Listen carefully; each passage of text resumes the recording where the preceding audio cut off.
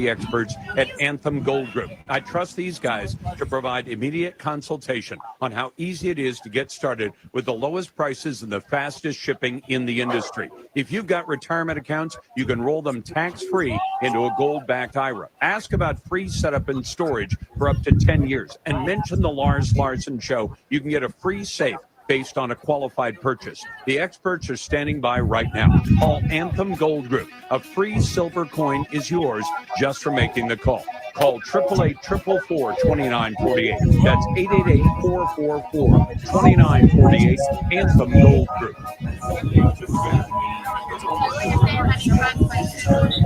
The Lars Larson Show.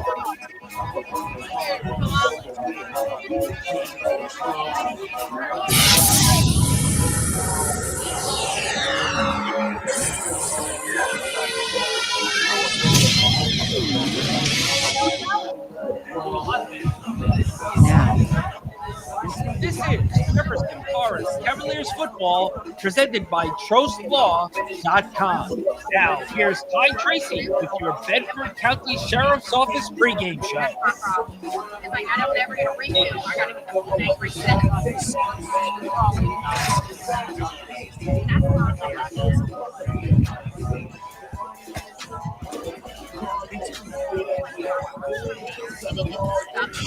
Good evening, football fans, to the Jefferson Forest Cavaliers pregame show presented by TrustLaw.com. I'm your host, Todd Tracy, and welcome to week 2 of high school football on this beautiful evening, Friday night. And what can you say about tonight? Week 2, exciting. You got I call it the Bedford County the Bedford County rival part 1, as we got our Jefferson Forest Cavaliers take on the Staunton River Golden Eagles at Staunton River tonight, as the rivalry between these two teams is going to be pretty exciting. Both teams 1-0. I mean, like I say, the last 5 meetings, 2018, 19, 2022, 2023, 2024. JF has been on a 5-game winning streak against the Golden State. I said Golden State. The Staunton River Golden Eagles. And what can I say? They looking for another streak. They trying to keep the 6-game winning streak alive, as Staunton River are trying to cancel the loser streak right now, because JF just had been getting their number against them. Last meeting they met last season, 2024, it was a close ball game. It was 15-9, as JF came off with the close game victory. And now, what can you say about tonight? Whole new season. We familiar with each other. They grew up together. Rec ball, middle school, all the way up. Now it's time to who's going to end up with the W. Is it going to be either Jefferson Forest Cavaliers or the Staunton River Gold Eagles, as they try to win that winning streak tonight? So both teams had outstanding victories. JF beat Gretna 43-0 last week, as Staunton River beat Tunstall 37-7 last week. Both teams look good. I mean, this will be a good matchup, and especially for the Staunton River Gold Eagles, they have a new head coach, Coach Fiesel, as this is his first year as a head coach, but he's been with the staff for the past over 5 seasons. Also, he was a defense coordinator for 2 years. Longs was serving along with that. So this will be pretty exciting tonight. So you will see a lot of attempts. You will see a lot of emotions coming out. So both teams it's going to be a physical game tonight, and I just feel like I think it's going to turn out who's going to want some more.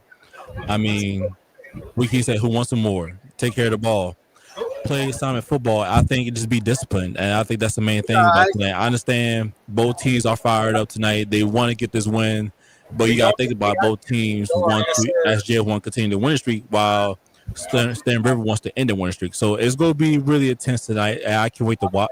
I can't wait to see it, as Ellen Coach Rick Kennedy will call out the game, give you detail of the game, and broadcast the game at the same time. So I'm excited for tonight. So what can you say? It's going to be a good game tonight. And so before some interviews, I was able to interview Coach JT Cruz about tonight and Coach Fusel about tonight's game, their thoughts, the intakes about it. So it's going to be so they're going to give the intakes and thoughts about it as well after this. So first, we'll go to a quick commercial break. Then first up, we got our Jefferson Forest head coach, Coach JT Cruz, as he gets thoughts about tonight. So don't go nowhere. You listen to the Jefferson Forest Cavaliers, presented by TrustLaw.com.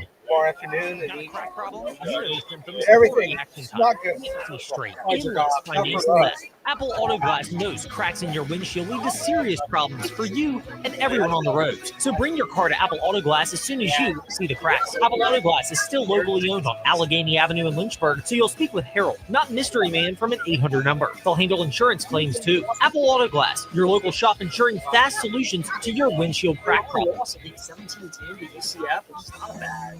Who is it? Jackson State. Race guys are gonna clear up. Put on a happy face.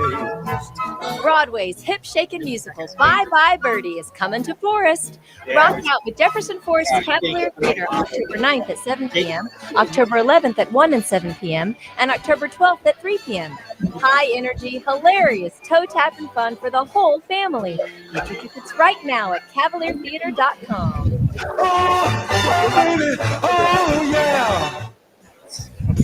True health isn't about judgment, it's about empowerment. At Crossroads Family Dentistry, we partner with you to help you understand your options and make the best decisions for your health.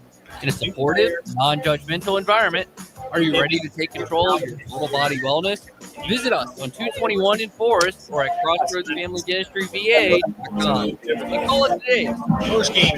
And there's a Good about your smile, you'll feel good about your health. High school football scrimmage. One letter means traveling. Hi, I'm Randy Trost from Trost Law with a couple of safety reminders. Always wear your seatbelt. Don't drive distracted or impaired. And remember, it's better to safely arrive a little later than being in an auto accident. Those things can make a big difference between a fun family trip and a painful alternative. I'm going to go down here. Trost Law, I hope you never need our services, but if you do, we're here to help you. 777 or coastlaw.com. Yeah, I told them. These meet stresses and challenges more than ever. That's why the Athletic Association's mission is providing a safe arena where young children can learn the rules and values that come from the state competition. FYAA sports like football, t-ball, baseball, softball, cross country, football, radio basketball, and cheer all for a fair play and sportsmanship while developing skills and character that last beyond playing the game.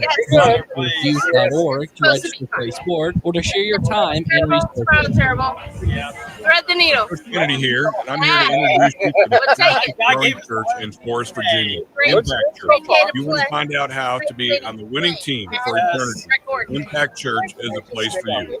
Here's more now from Pastor Brad. Hello, everybody. This is Pastor Brad from Impact Church in Forest. And I want to extend a special invitation for you and your family to join us each Sunday at 10 a.m. at our new location in the Jefferson Forest High School auditorium. We are a church that stands on and preaches all of God's word unashamedly because we believe and know that God changes lives through his word. Impact has a heart for evangelism, a mission to make disciples who follow Christ, and we are active in our community. The Spirit of the Lord is moving. God is doing an amazing work through Impact Church, and we would love for you and your family and friends to come be a part of it as we make an impact for Christ. We look forward to meeting you this Sunday at 10 a.m. at Jefferson Forest High School. You're listening to Jefferson Forest Cavaliers football, presented by TrostLaw.com. Welcome back to the Jefferson Forest Cavaliers pregame show presented by TrustLaw.com. Todd Tracy here. Now we have our own Jefferson Forest Cavaliers head coach, Coach JT Cruz, as he gives intakes and thoughts about tonight's game. I feel like it's going to be a physical game. I'm excited. I think both teams, not both teams, but he's really excited about tonight. He feels so confident about his team. They had a great week of practice. It's been a little tense, but he said there's a lot of miscorrection, missed errors, like the little things they had to work on. And I feel like the team. He said he feel like the team made a huge correction, a huge leap from that, especially from week one, and especially first year quarterback Peyton Jackson, as he managed to clean up his mess. And he did good last game, but he knows what to do now, and he's really impressed about it. I just feel like this tonight is definitely gonna be big. I really can't wait to see it. I think the three things they have to do is, like I said, not beat JF, small little things, and play disciplined football. And like I said, and plus they got focus lock in on tonight as well, because tonight is not gonna be an easy game. It's gonna be really heated. It's gonna be really intense. So you can see a lot of cheap shots, pushing, shoving, they're gonna try to throw you out the game, throw you off your game. So that's why I feel like the JL players have to keep their composure and keep their minds focused and worry about every play, beat their opponent every play. So now here's Coach JT Cruz right here. Good evening, Cavalier fans. Scott Tracy here with head coach of the Jefferson Forest Cavaliers, Coach JT Cruz. How you doing? Doing good. Glad to be here. Congratulations on the big win, a shutout win against Gretna. Give me your thoughts on the game, but my first question is on Peyton Jackson surprised you last Friday. Well, I was pleased with our overall execution on offense, defense as well. Gretna's a very, very explosive team, and to hold those guys to 0 points and under 100 yards of offense, I think says a lot about the effort that our defensive guys put in, not just on Friday, but in preparation all week leading up to that game. As for Peyton's performance at the quarterback, did that surprise me? Not at all, honestly, because I've seen it all off season, all preseason, all camp leading up to that game. I've seen his ability to go out there and do what we're asking him to do on offense, get out there and execute. And, the thing that I liked the most about what he did was even when things broke down, he kept his eyes downfield. He found some open receivers in the scramble game and really brought another element to our offense through that. So I was definitely pleased with his performance, but not at all surprised by it. I know first time starter, it'd be a lot of mess ups, but I know he learned from mistakes and he still continued to get better. Yeah. Honestly, I thought he went out there and operated really, really well. There were a couple things here and there, footwork, different things like that of course we got to get cleaned up. But that's everybody on game one. Right? I don't think anybody's operating at their full potential on game one. Nor would you expect them to. Nor would you want them to, right? Because we want to be able to improve week over week and be better. 1 week over before. We want to be better the next week than we were the week before. So I expect him to improve. I expect the entire offense, the entire team to improve from what they showed him. I know they managed to get the correct mistakes right and everything. Yeah, absolutely. We talk about practice this week, man. We've got a big one this Friday. Bedford County rival, Staunton River, which is always a tough game for us. It is one of those deals where you can kind of throw out the records, even though it's early in the season.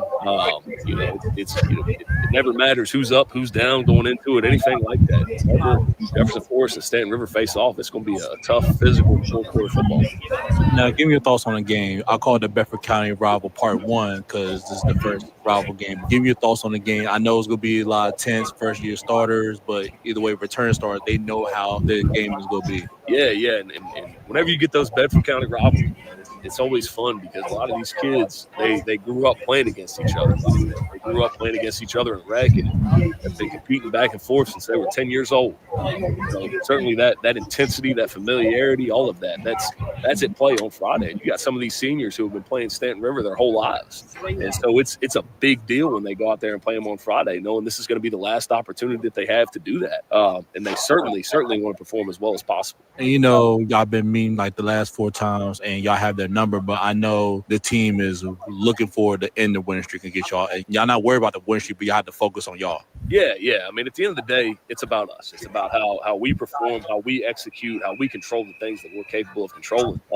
But with that, we understand like it's Staunton River, man. It's a rivalry week, and so intensity is going to be there. Emotions are going to be running high. And again, every year that we've played these guys, it's been a game that's come down to a late fourth quarter play. We've been fortunate enough to where that play has gone our way the past couple years. But it's one of those deals where, man, whenever these two teams face off, it is going to go down to the wire, and it is going to be a physical, hard-nosed football team. That's what you get when two Bedford County teams play each other. And what you think will be your intakes on tonight's game? I know, like you told your kids, hey, it's gonna be a rivalry game. It's gonna be a lot of cheap shots. It's gonna be a lot of tense. It's gonna be some push and shove, but we still have to maintain our focus. You get some of that, especially when you're playing these rivalry games when these guys have been going up against each other for years and years. And they all know each other. They all know each other's games, and there can be a little bit of trash talk, a little bit of just that extra half second, that little shove after the whistle, that sort of stuff. But we have to be able to control what we are able to control. It's our emotions and our ability to execute, do our job, offense, defense, and special. We can't let the moment of a rivalry football game overwhelm us to where that becomes the focus rather than the focus on doing our job.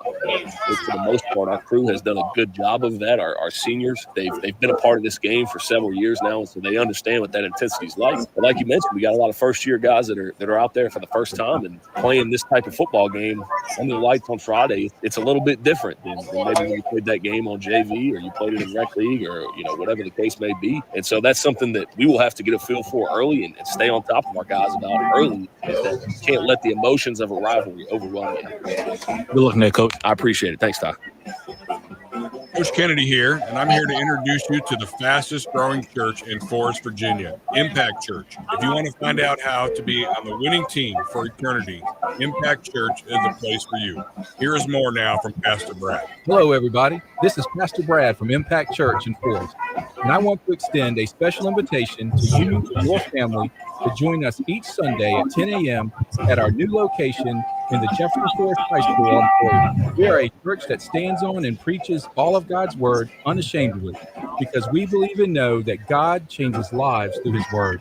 Impact has a heart for evangelism, a mission to make disciples who follow Christ, and we are active in our community. The Spirit of the Lord is moving.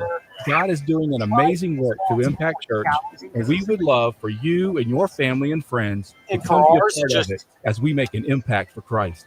We look forward to meeting you this Sunday at 10 a.m. at Jefferson Forest High School. When it comes to legal matters, there is no substitute for experience. Hi, I'm Randy Trost with Trost Law. We've gained knowledge from serving Virginians for over 4 decades. Since 1982, we've handled auto accidents and personal injury cases ranging from simple fender benders to complex tractor-trailer cases. And we're ready to put our experience to work for you. We hope you never need our services, but if you do, just give us a call at 777-HURT or visit us at trostlaw.com.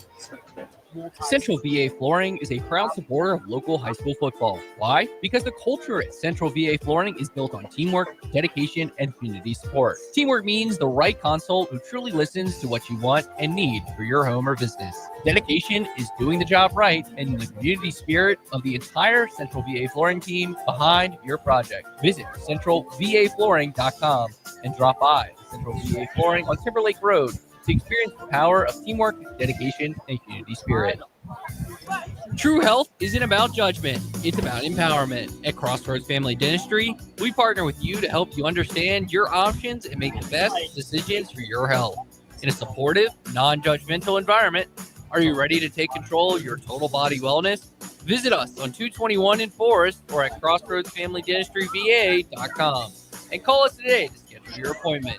Because when you feel good about your smile, you'll feel good about your health. We're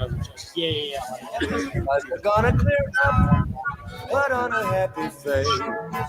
Broadway's hip-shaking musical Bye Bye Birdie is coming to Forest. Rock out with Jefferson Forest Cavalier Theater October 9th at 7 p.m., October 11th at 1 and 7 p.m., and October 12th at 3 p.m. High energy, hilarious, toe-tapping fun for the whole family. Get your tickets right now at cavaliertheater.com.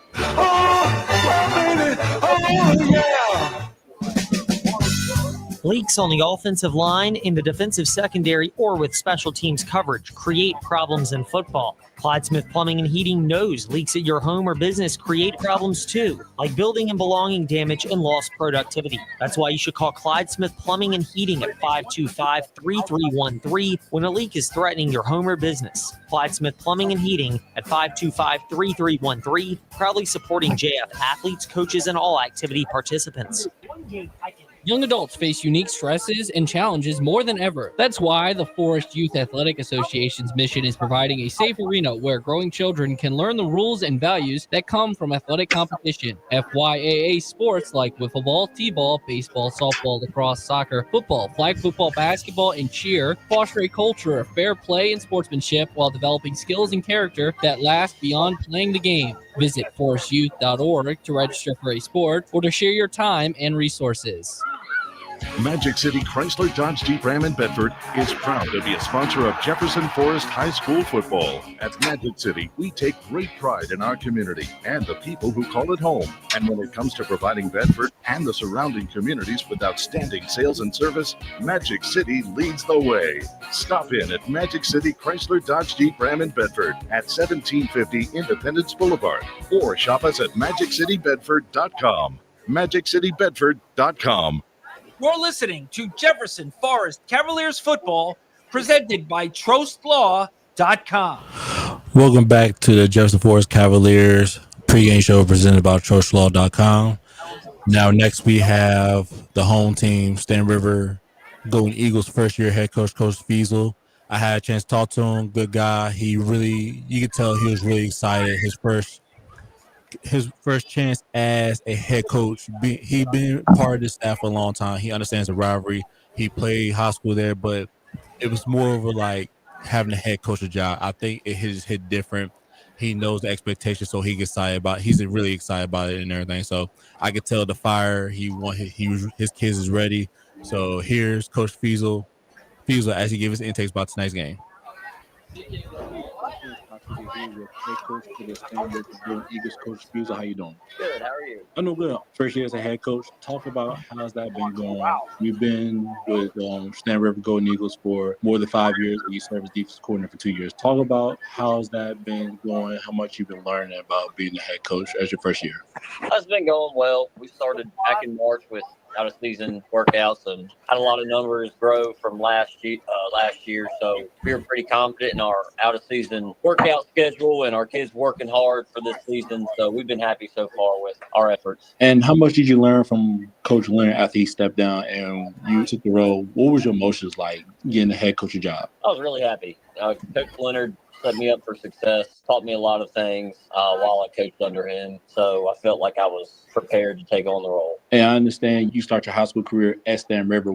I know you excited bringing back the community is like being at home as well. Yeah, absolutely. I love this community, and any chance I get to give back to the people of our town, I look forward to doing it and really love it. Congratulations, your first win against Tunsil as a head coach. Talk about the game. What was some stuff that you know, like, okay, we can work on this. We need to get better. Well, really, alignment and assignment issues here and there from blocking scheme and defensively that we can clean up this week in practice. Just getting lined up right and as quick as we can. A lot of the times, if you're in the right. Ladies, football fans, and welcome to Friday Night Lights at Staunton River High School, home of the Golden Eagles. And you host the Jefferson Forest Cavaliers. They had a big win against Redneck 43-0. Talk about the game. I know JF been having your numbers since 2019, 2022, 2023, 2024. I know there's been some fire for your players about this game. Yeah, absolutely. They're really physical. A lot of scrimmage and have a lot of good skill players. So we're excited for the challenge. I'm looking forward to the opportunity to play well.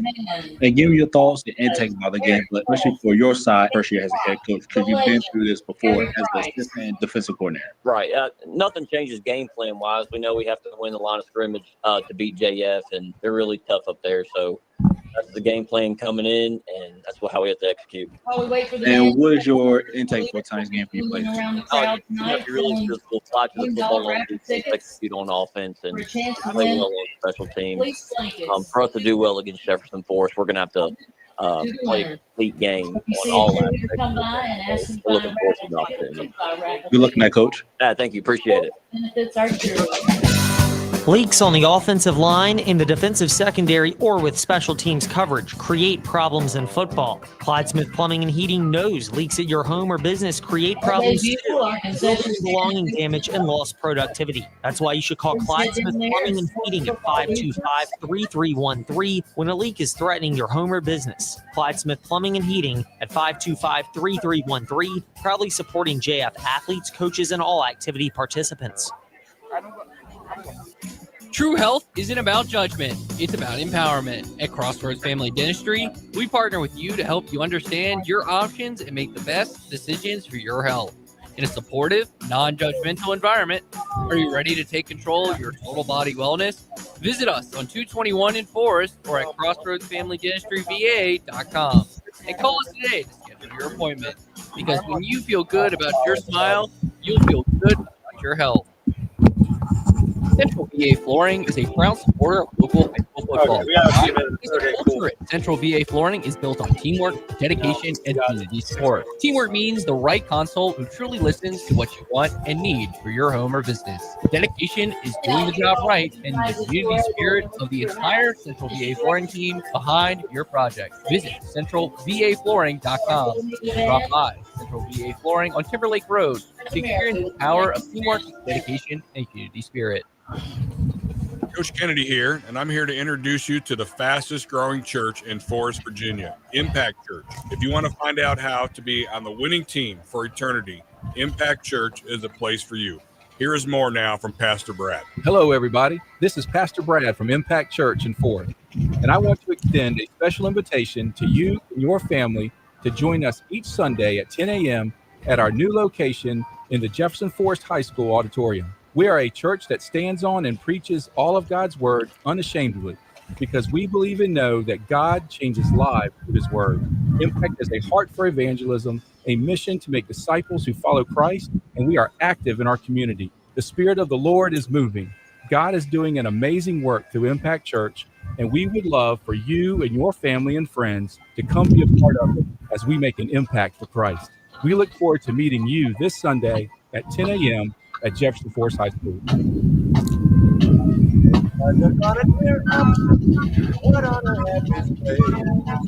Broadway's hip-shaking musical Bye Bye Birdie is coming to Forest. Rock out with Jefferson Forest's Cavalier Theater October 9th at 7 p.m., October 11th at 1 and 7 p.m., and October 12th at 3 p.m. High energy, hilarious, toe-tapping fun for the whole family. Get tickets right now at cavaliertheater.com. Oh, yeah. When it comes to legal matters, there is no substitute for experience. Hi, I'm Randy Trost with Trost Law. We've gained knowledge from serving Virginians for over 4 decades. Since 1982, we've handled auto accidents and personal injury cases ranging from simple fender benders to complex tractor-trailer cases. And we're ready to put our experience to work for you. We hope you never need our services, but if you do, give us a call at 777-PERT or visit us at trostlaw.com. Face unique stresses and challenges more than ever. That's why the Forest Youth Athletic Association's mission is providing a safe arena where growing children can learn the rules and values that come from athletic competition. FYAA sports like wiffle ball, t-ball, baseball, softball, lacrosse, soccer, football, flag football, basketball, and cheer foster a culture of fair play and sportsmanship while developing skills and character that last beyond playing the game. Visit forestyouth.org to register for a sport or to share your time and resources. Got a crack problem? You know the symptoms. Poor reaction time, can't see straight, endless financial mess. Apple Auto Glass knows cracks in your windshield lead to serious problems for you and everyone on the road. Bring your car to Apple Auto Glass. Say it again. Got a crack problem? Still locally owned on Alabama Avenue. We'll speak to Harold, not Mystery Man from an 800 number. Apple Auto Glass, your local shop. Fast solutions to your windshield crack problem. That's is that Clyde's? Was that Clyde's? No, that's Staunton Jeep Ram in Bedford is proud to be a sponsor of Jefferson Forest High School football. At Magic City, we take great pride in our community and the people who call it home. And when it comes to providing Bedford and the surrounding communities with outstanding sales and service, Magic City leads the way. Stop in at Magic City Chrysler Dodge Jeep Ram in Bedford at 1750 Independence Boulevard, or shop us at MagicCityBedford.com. MagicCityBedford.com. It's the perfect time to take your car to Meineke to make sure your engine starts perfectly this year. Whether you need tires, brakes, engine repairs, or simply an oil change, Meineke has you covered with certified technicians, free digital e-inspections with pictures and videos, and financing options. They're there to not only help you start your engine, but keep it running smoothly all year long. They're your one-stop shop for car care needs. Schedule an appointment today by visiting Meineke.com. Trust your key. You got a pen? You got your pen in your pocket? You're listening to Jefferson Forest Cavalier football on Virginia's talk station, WIQO Forest, 100.9 FM.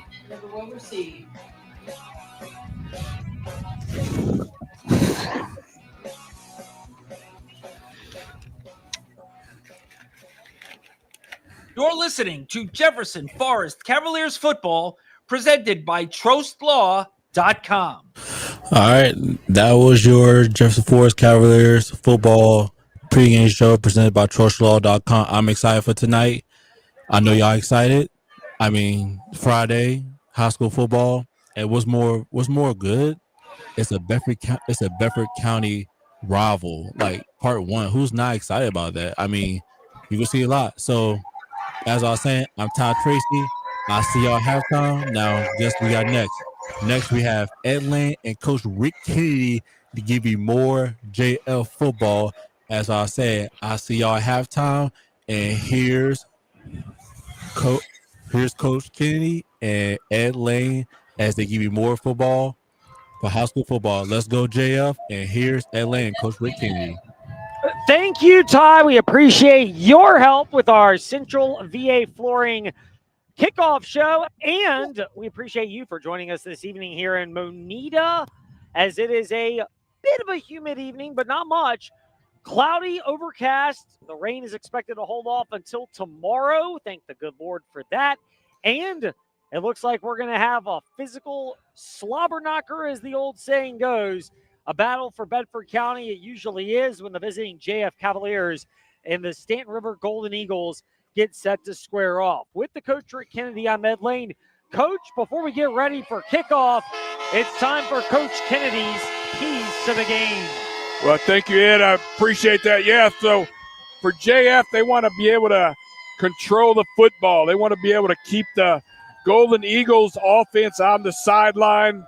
Again, that comes through consistently putting together first downs and taking control of that game clock right there. And then defensively, they want to come out hard right now. The Eagles have changed up their offense under new head coach. They're going to be in a multi-formation I, and they got to make sure that they are following the game plan for what the defensive coordinators have put in for them to face all these different strategic formations that Staunton River is going to be doing out of the multi-I. Yeah, totally different offense with first-year head coach Clay Fiesel. It worked out well for the Golden Eagles. They went on the road to Hidden Valley last week and tallied a 37-7 victory, and really were in control of that one from the get-go. They'll get a JF team that dominated Gretna. It was really no contest. Cavaliers scored touchdowns on their first 6 drives of the game to get a 43-0 lead. They went for 2 and got it on that opening drive. And by halftime, it was 43-0. And it was a pretty quick 3 total possessions second half as JF had it in cruise control from the get-go. Don't think it'll be that way this evening, Coach. This one, JF has a good chance to win, but they got to be ready for a physical one. Well, I tell you what, this is definitely going to be different than last week. And JF, again, needs to pick up the intensity right there. Again, every week as a coach, you want your team to be better. And so this week, even though they dominated Gretna last week, this is a different game. They're playing a different team. The Eagles 1-0, and here we go, ready for the kickoff. JF won the toss. They deferred their option to the second half, and so they'll be kicking it away from left to right. It's a squib kick from Hamilton, and falling on it with a right knee into the grass at about the 34 on the near side numbers for Staunton River on the opening kick return. One of the 4 Golden Eagle captains, Josh Jackson, and that's where this Staunton River offense will get ready to work. Staunton River's captains, Josh Jackson, Grayson Cheats, Zachariah Craighead, and Jaden Bonds. Meanwhile, for JF, Luke Johnson, Pearson Brooks, Thax Rowland, Slade Kazee, and Spencer Sloan. Out of the huddle, the Golden Eagles, black pants, black jerseys, black helmets with no real emblems on either side, black face masks. They're gold numerals with gold stripes on the shoulder side of the helmets. A handoff over off the right side, slipping through a tackle at the 36 and up to about the 40 off of right tackle on a give. It's CJ Locklear, and it's a solid run for Staunton River. A pickup of about, we'll call it 5. They'll mark it at the 40 for 2nd and 5. Yeah, good run right there out of the I formation. Again, you don't see this a lot anymore. You don't see a pure fullback on the offenses anymore, but here we are with a fullback leading the way for tailback, number 34, Zach Craighead. Great 5-yard run on that first down. Patrick Tuning, the 5'9", 160-pound, but stockier-looking senior quarterback, up under center with an I formation behind him. Tight handoff right side, breaking through a tackle at the 40 and off the right side up to about the 42 before being stood up there on that run. Over off the far side, looked like Jaden Whithead was on the carry. It was Craighead on the carry, correction, and Jeremiah Craighead with the tote for Staunton River. In a minute in, they've got a 3rd down and about 3 coming up, needing to get to their own 45 on America night here in Moneta, with America emblazoned at the midfield stripe on the near side numbers, and Staunton River getting ready to set and try to convert on 3rd and 3. Scoreless opening drive of the game. 10:37 and counting down here in the opening quarter. Tuning from under center. It's an I formation. Handoff to the first back, and it's a dive play off the right side of the line and tripped up just shy of the first down marker. The fullback, Samuel Ayers. He's tripped up at the 44, and Staunton River going to keep their offense on the field on 4th and 1 from just shy of midfield. Yeah, 4th and 1. Coach already faced with a big decision in this game on the first series right here. He's got a 4th and 1. He's on his own 44-yard line. He is gambling right here, and see what he dials up right now for the Golden Eagles to try to pull this first down on this first drive right here in their own territory. Chance for the JF defense to stand tall. They've got 5 on the defensive front, plus 3 more linebackers, and everybody's tucked up within about 5 yards of the line of scrimmage. Quarterback sneak off the left side. On the second effort, it looks like it's enough from Tuning as he went off the left guard and the center to get the first down just past the 45, but that extra surge, we could see it right here. We're standing at about the 43-yard line on the Staunton River side, and the ball was snapped right in front of us, and a good surge forward, picking up about 2. It's enough for the Eagle first down as they move behind the center, Jacob Gray, and the right guard, Nate Kitchens. Yeah, quarterback sneak right there for 4th and 1, and they had enough surge from the offensive line to get that 1.5 yards past the first down marker now for a new set of downs right here. Cavaliers with 4 down linemen and an edge. Roland off the right tackle side, plus 3 linebackers creeping up. Fullback handoff play this time. Not much doing for Ayers. Trying to go up the gut, gets about 2 yards as JF swarming defensively. And it looked like Pearson Brooks, the senior captain, was leading the way, but Bryson Spano, the backup linebacker, was there as the defensive line held firm and gave the linebackers a chance to clean up for a gain of just 2. Yeah, a little inside handoff to the fullback right there. I couldn't tell if that was a fullback dive or if they pulled somebody and tried to trap that. But either way, tough 2 yards right there for the Golden Eagles. 3:20 into the opening quarter. Staunton River 2 yards from midfield. They're on their own side.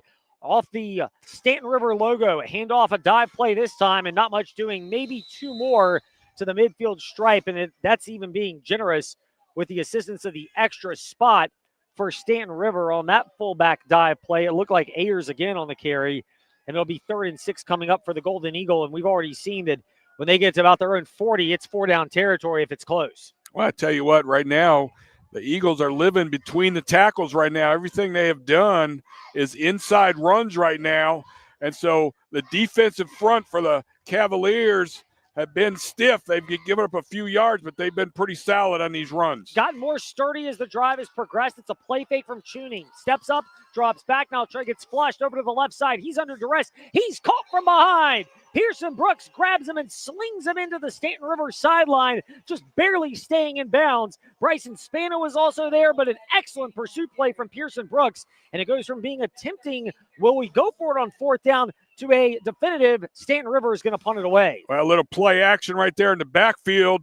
He was looking downfield to make a throw, but nobody was open. But I tell you, the pressure came from Slade Kazee. He was double-teamed, but even in a double team, he was able to pressure the quarterback to make a decision that he needed to get out of the pocket. And once he did, there was nowhere to go. Grayson Sheets on to punt it away. Charleston Harris back at his own 20. It's a low snap. There's a flag down. Ball bounces. JF's going to let it roll inside the 20, inside the 15. The referee gets out of the way as it comes to a stop at about the 12-yard line. And if this is on Staunton River for a formation, if it's on JF, Staunton River will probably just tack it on and move JF further back because it'll be at their 12. But we'll see what the call is here. It's an illegal formation on Staunton River, and we'll harken back to a game that you might have listened to on the VTRN Sports app because we carry Virginia Tech football on our sister station 93.3. But on Sunday, South Carolina, Virginia Tech punted to South Carolina. There was a penalty, and Shane Beamer's response is, we make them punt it again because when you have to punt it a second time, it's often a beneficiary thing to the team that is receiving the kick. And the easiest logic is whoever's punting it away, their guys had to sprint down to cover. Now they have to come right back and sprint down with more energy. And JF really didn't exert much there. So we'll see if that logic plays out favorably for the Cavaliers. Well, I tell you, they're having some personnel issues right there. They had to run somebody on from the sideline just to try to get this snap off. Snap, it is off, it is clear. It's a high, deep kick. Harris fields it cleanly. 25 has room to return. Hit in the open field and brought down, trying to go laterally to the 25.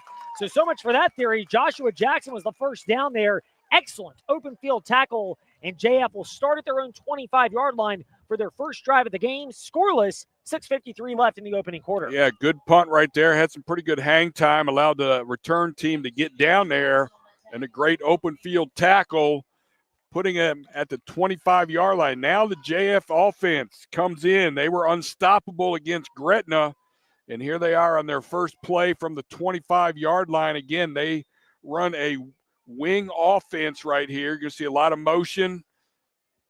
Peyton Jackson at quarterback once again, had a great week last week. Handoff rolling left side, slips through a tackle off the left tackle at the 25, and it's enough to lunge forward to about the 27, 28-yard line, and that's where JF will snap it next. Running behind Seth Bell, 6'1", 230, and the large Slade Kazee, 6'4", 235. Probably a wise move. We'll see a lot of that tonight. Yeah, and that's really rocket motion over the top, but when he cuts up into the line of scrimmage like that, all they're doing is basically just running a lead play with the running back being his lead blocker. JF, a shotgun snap coming, a misdirection handoff, breaking through one tackle at the 30, and then kind of bookended by two Staunton River defenders at about the 31 was Cam Fox, but he's thick, 5'9", 205, can handle it, bounces back up, and JF will have a 3rd and short on the way as the clock's going to go under 6 minutes in this scoreless opening quarter. Yeah, that was a little inside trap, little inside counter right there to Cam, taking that handoff for another 3-4 yards here now, puts him in the 3rd and 3. Let's see what Coach Cruz dials up right here for his 3rd down play. Golden Eagles, 3 down linemen. They play 5 linebackers. 3 are creeped up to the line. Pitch play left side 30, turning the corner 35-40, spinning through a tackle at the 43 before being pushed into the bench is Luke Johnson. And the bevy of backs the Cavaliers have come in handy there. They move the chains up to about the 41, a gain of 9, and it's a 1st down for JF. Yeah, inside, and then they come right back with the rocket sweep right there, and they did a great job securing the edge.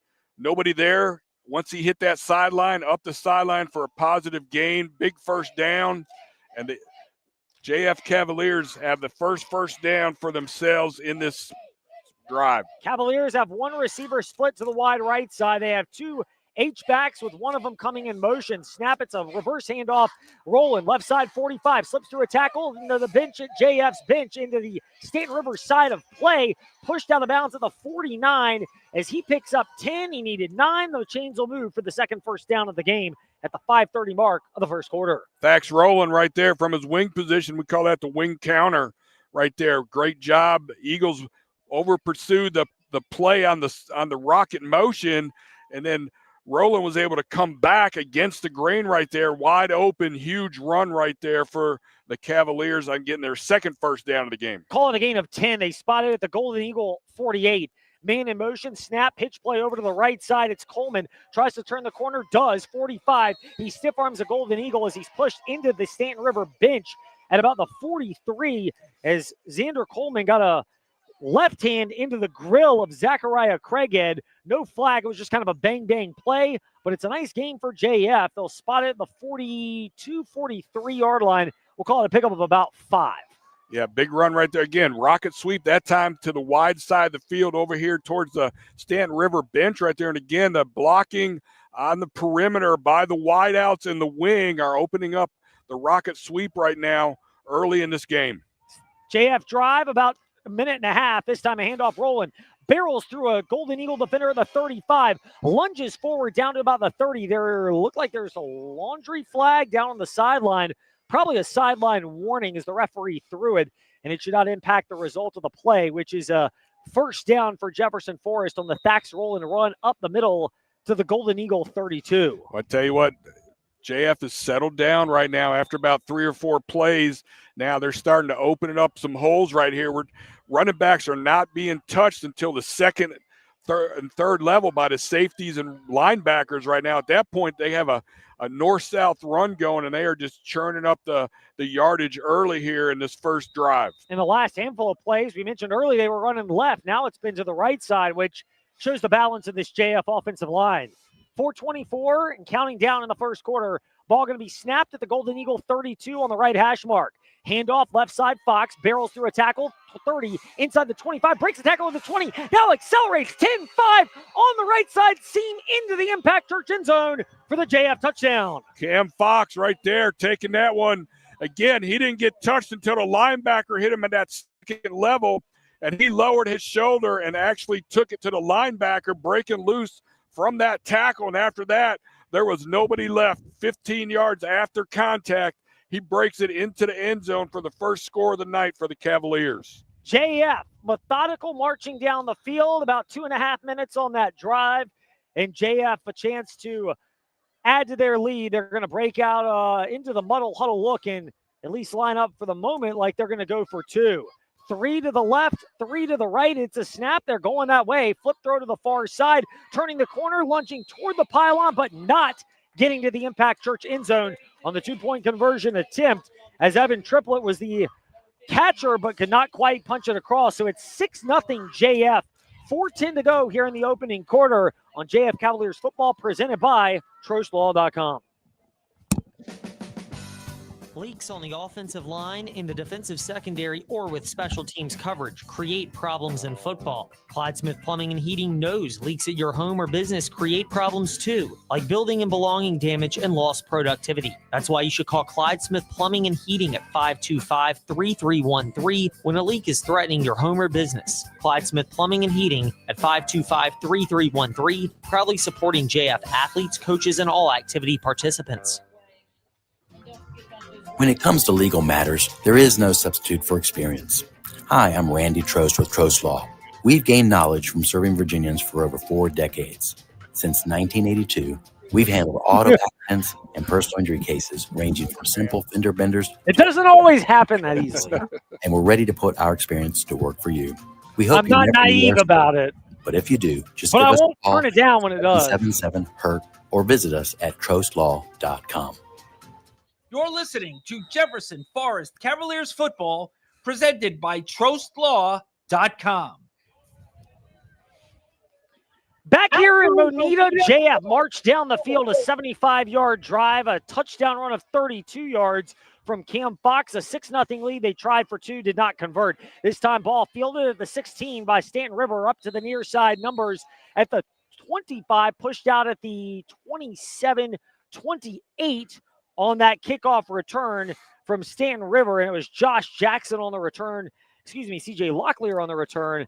And that's where Staunton River will begin. They'll give them the 30-yard line. Yeah, good kick right there. I had the junior Austin Walker in, and he just gave it a good little boot, had some good hang time, landed right before the return guy was able to come up and pick it up, but he got it on the bounce. But a great job by the coverage, getting downfield and making a tackle on that 30-yard line. This time it is a 3-back formation. Kind of the old wishbone look. 2 backs behind Tuning, and then a deep back who will get it on the carry up the middle, and a dive play up to about the 32-33, right up the middle of the line on the near side seam for Staunton River on that play. And it's a gain of about 3 on the run by Zachariah Craighead. 2nd and 7 coming up for the Golden Eagles. Yeah, great job right there. So the Eagles come out a little different look in the backfield right there. They pulled one of the H-backs off the edge and put him in the backfield right now. So that opens up some things for misdirection and for an extra blocker in the backfield. Wishbone look again, deep back, and then 2 fullbacks for Staunton River. A handoff up the middle and no traction at all on that run. It's a dive play about 1 up to the 34 for Staunton River, and all of a sudden it got to be tough sledding real quick. CJ Locklear was the carrier. 3rd and 6 coming up for the Golden Eagles. Yeah, great job right there. The defense right there coming off his linebacker position right there. Bryson Spano was right there reading that and was able to stick that quick for a minimal gain right now. And again, Eagles are stuck in a 3rd and 5 right here, and inside running may not do the job. They're going to have to open it up. We'll see what they do on 3rd and 6 from the left hash mark at their own 34. Staunton River needs to get to the 40. Snap, muffed exchange, and JF converges. That was too easy for Spencer Sloan, who was the first in the backfield. Cam Fox was also there, playing that thick 5'9", 210-pound defensive line spot, and they just converged, and there was no hope for Tuning and it'll be another first 3 and out, but another punt for Staunton River. Well, I tell you what, the motion in the backfield was they were going to try to run some type of outside pitch or sweep right there, and the fumbled exchange, nothing happened right there. Grayson Sheets on to punt it to Charleston Harris, who's standing at about his own 31. It's a low snap, but no rush, so picked up. And now Harris is going to let it bounce and go into the Staunton River bench. It fell down on the grass at about the 40. We'll see what the referees say as to where it went out of bounds. That's exactly what they say.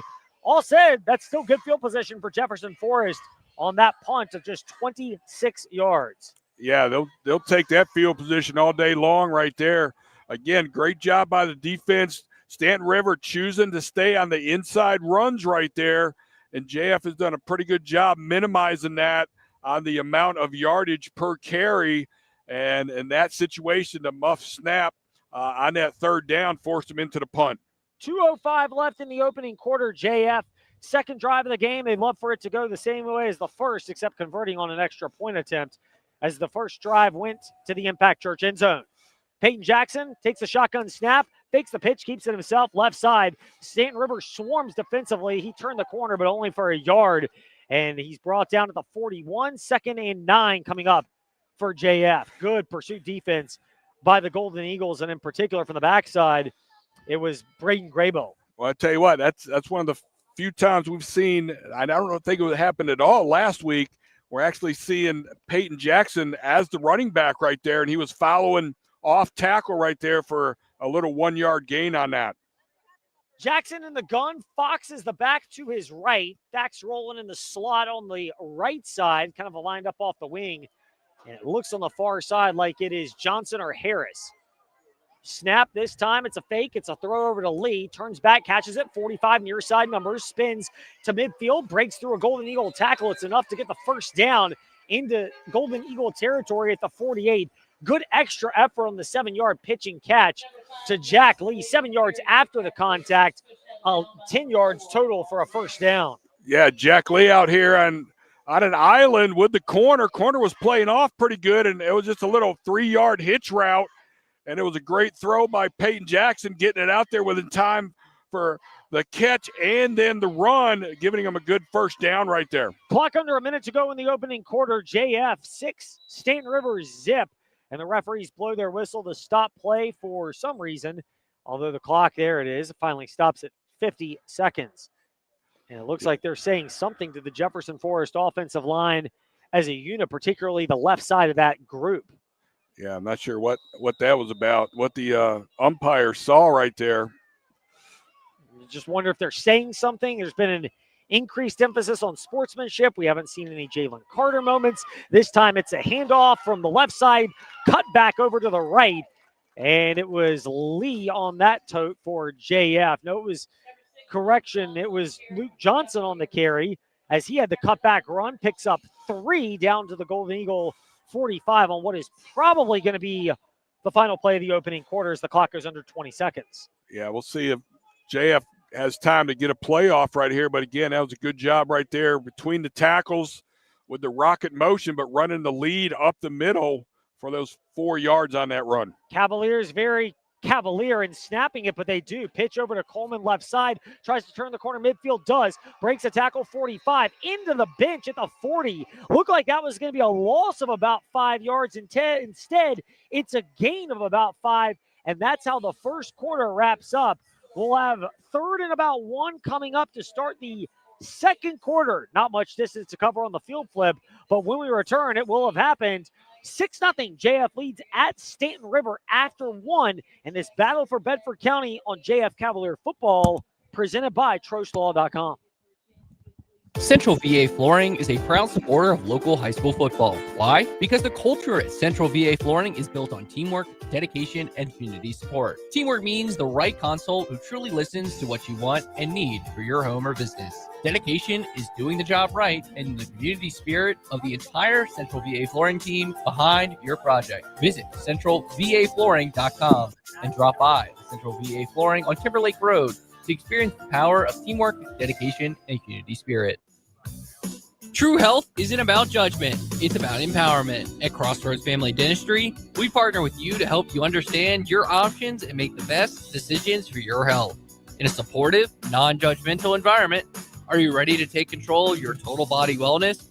Visit us on 221 in Forest or at crossroadsfamilydentistryva.com and call us today to schedule your appointment. Because when you feel good about your smile, you'll feel good about your health.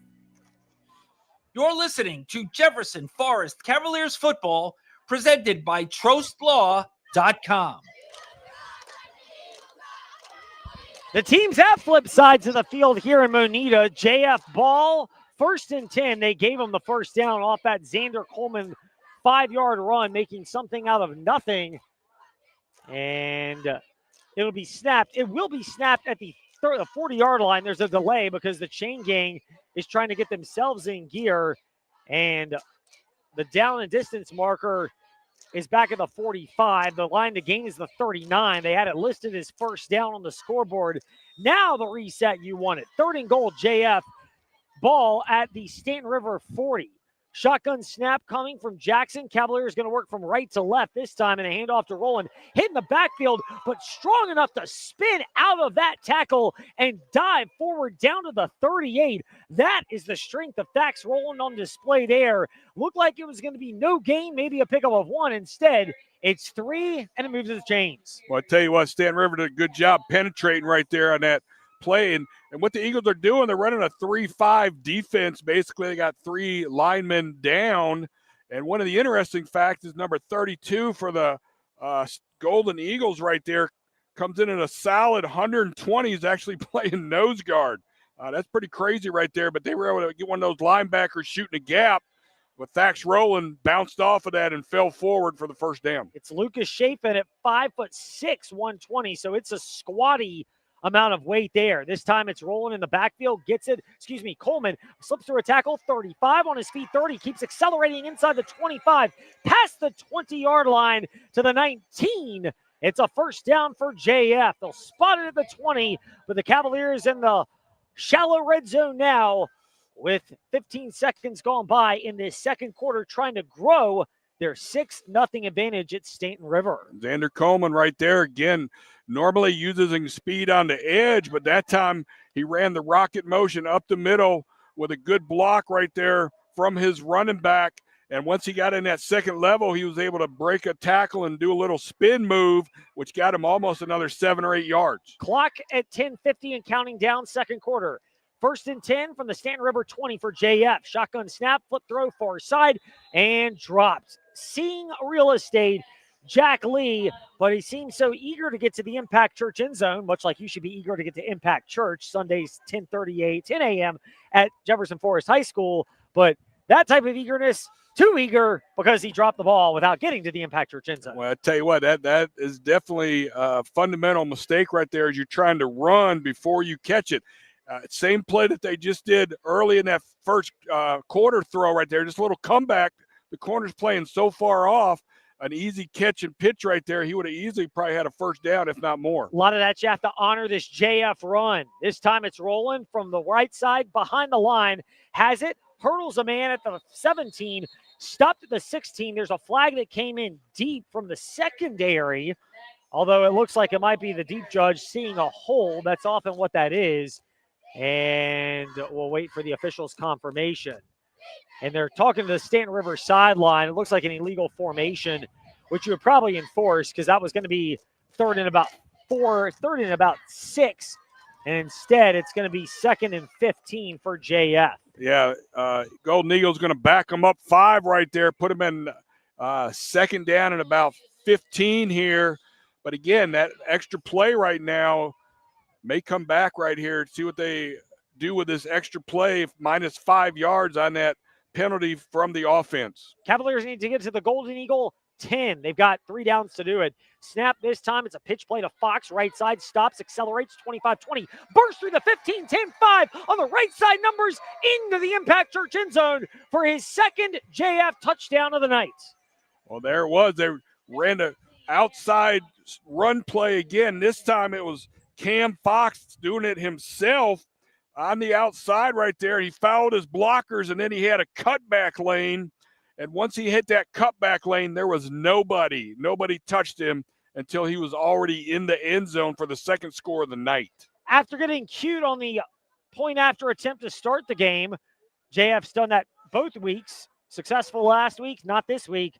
Cavaliers going for the more traditional extra point. Austin Walker on to attempted snap down. Walker's kick sneaks inside the right upright, and it's 13-0 JF as the clock somehow is still ticking from 10:10 to go down to 9:28 here in the second quarter. We'll reset the clock when we return, but JF, they've got a 13-0 lead mid-second quarter on JF Cavalier football presented by TrostLaw.com. Coach Kennedy here, and I'm here to introduce you to the fastest growing church in Forest, Virginia, Impact Church. If you want to find out how to be on the winning team for eternity, Impact Church is a place for you. Here is more now from Pastor Brad. Hello, everybody. This is Pastor Brad from Impact Church in Forest, and I want to extend a special invitation to you and your family to join us each Sunday at 10 a.m. at our new location in the Jefferson Forest High School auditorium. We are a church that stands on and preaches all of God's word unashamedly because we believe and know that God changes lives through his word. Impact has a heart for evangelism, a mission to make disciples who follow Christ, and we are active in our community. The Spirit of the Lord is moving. God is doing an amazing work through Impact Church, and we would love for you and your family and friends to come be a part of it as we make an impact for Christ. We look forward to. No, we were good. I just went in to tell them 10 a.m. they might want to put the clock back to 10. You're listening because to that's what it was Jefferson when he Forest scored. Cavaliers football presented by TrostLaw.com. 10:10 to go here in the second quarter. Oh, that's what it should have said. Now it says 9:45. Things are all screwy on that end, but not for JF. They've got 2 drives, 2 trips to the Impact Church end zone thanks to Cam Fox touchdown runs of 30 yards, 32 yards, and 25 yards. This time it's a squib kick and picked up on a double hop at the 27 up to the 33. Ball comes loose. JF falls on it at the Staunton River 32. As that ball popped out, Pearson Brooks helped jar it loose. He's there to recover it, and JF will have a short field and a chance to build on this 2-touchdown advantage. Wow, big mistake right there by the Eagles on that return. Return man was trying to get some extra yardage after he was initially hit and held up, and that second hit came in and ball popped straight out onto the ground, and the Cavaliers right there to jump on it. Now they are really knocking at the door to make this game get closer to being out of hand already. 9 minutes left in this second quarter. If it's a consolation prize, that ball was recovered at the Staunton River 31, and they move it back to the 34. I'm not sure what they're seeing there, but the big thing for JF is they get the ball with a short field and a chance to grow this 13-0 lead. 9:40 to go in the second quarter. Rolling in motion from left to right. It's a fake to him. Jackson drops back, looking for the dagger on the right side. Coleman has it. 10-5 into the Impact Church end zone on the far side numbers for the third JF touchdown. Well, I tell you what, Coach Cruz dialed it up, man. He had him on the ropes right there, and he come right back with the 1-2. Ran a little out and up right there by Xander Coleman. It ran an out and up, got past the corner, and what a great throw by quarterback junior Peyton Jackson, right on the money, bringing it in, taking it right to the zone for the third score of this first half already. And all that came off the forced fumble from Pearson Brooks at the 31. And JF recovered in the short field. One play later, they get into the Impact Church end zone, and the extra point is up and good for JF. Inside that right upright again, it's now 20-0. JF leads in Moneta over Staunton River. 9:31 to go in the second quarter of JF Cavaliers football presented by TrostLaw.com. Leaks on the offensive line, in the defensive secondary, or with special teams coverage create problems in football. Clyde Smith Plumbing and Heating knows leaks at your home or business create problems too, like building and belonging damage and lost productivity. That's why you should call Clyde Smith Plumbing and Heating at 525-3313 when a leak is threatening your home or business. Clyde Smith Plumbing and Heating at 525-3313, proudly supporting JF athletes, coaches, and all activity participants. Young adults face unique stresses and challenges more than ever. That's why the Forest Youth Athletic Association's mission is providing a safe arena where growing children can learn the rules and values that come from athletic competition. FYAA sports like wiffle ball, t-ball, baseball, softball, lacrosse, soccer, football, flag football, basketball, and cheer foster a culture of fair play and sportsmanship while developing skills and character that last beyond playing the game. Visit forestyouth.org to register for a sport or to share your time and resources. You're listening to Jefferson Forest Cavaliers football, presented by TrostLaw.com. This time the kick bounces. It rolls out of bounds as Staunton River charged up to the 24 on the far side and pushed it out. There's a late flag coming in with some pushing and shoving from the near side referees as that play on the kickoff occurred on the far side. But Staunton River special teams has not been the friend of first-year head coach Clay Fiesel and his team in this second game, as that time it was a kick that was short. In Staunton River, they couldn't decide, it seemed, who was going to go fielded, and they had to just push it out of bounds to avoid JF recovering on what would have been yet another short field. Well, I tell you what, they got a personal foul right there against somebody on the Cavaliers, hitting a Golden Eagle. That may have been after the whistle, but that's going to give them 15 yards right here tacked on to help them out on this offensive series. That ball would have been or was out at the 21-yard line. It'll be moved up to the 36, and from Jefferson Forest's perspective, that's a move that you've got to avoid. I know it's just the second game of the year, but it's a Bedford County rivalry game. Yes, that's true. This is a physical one all the time.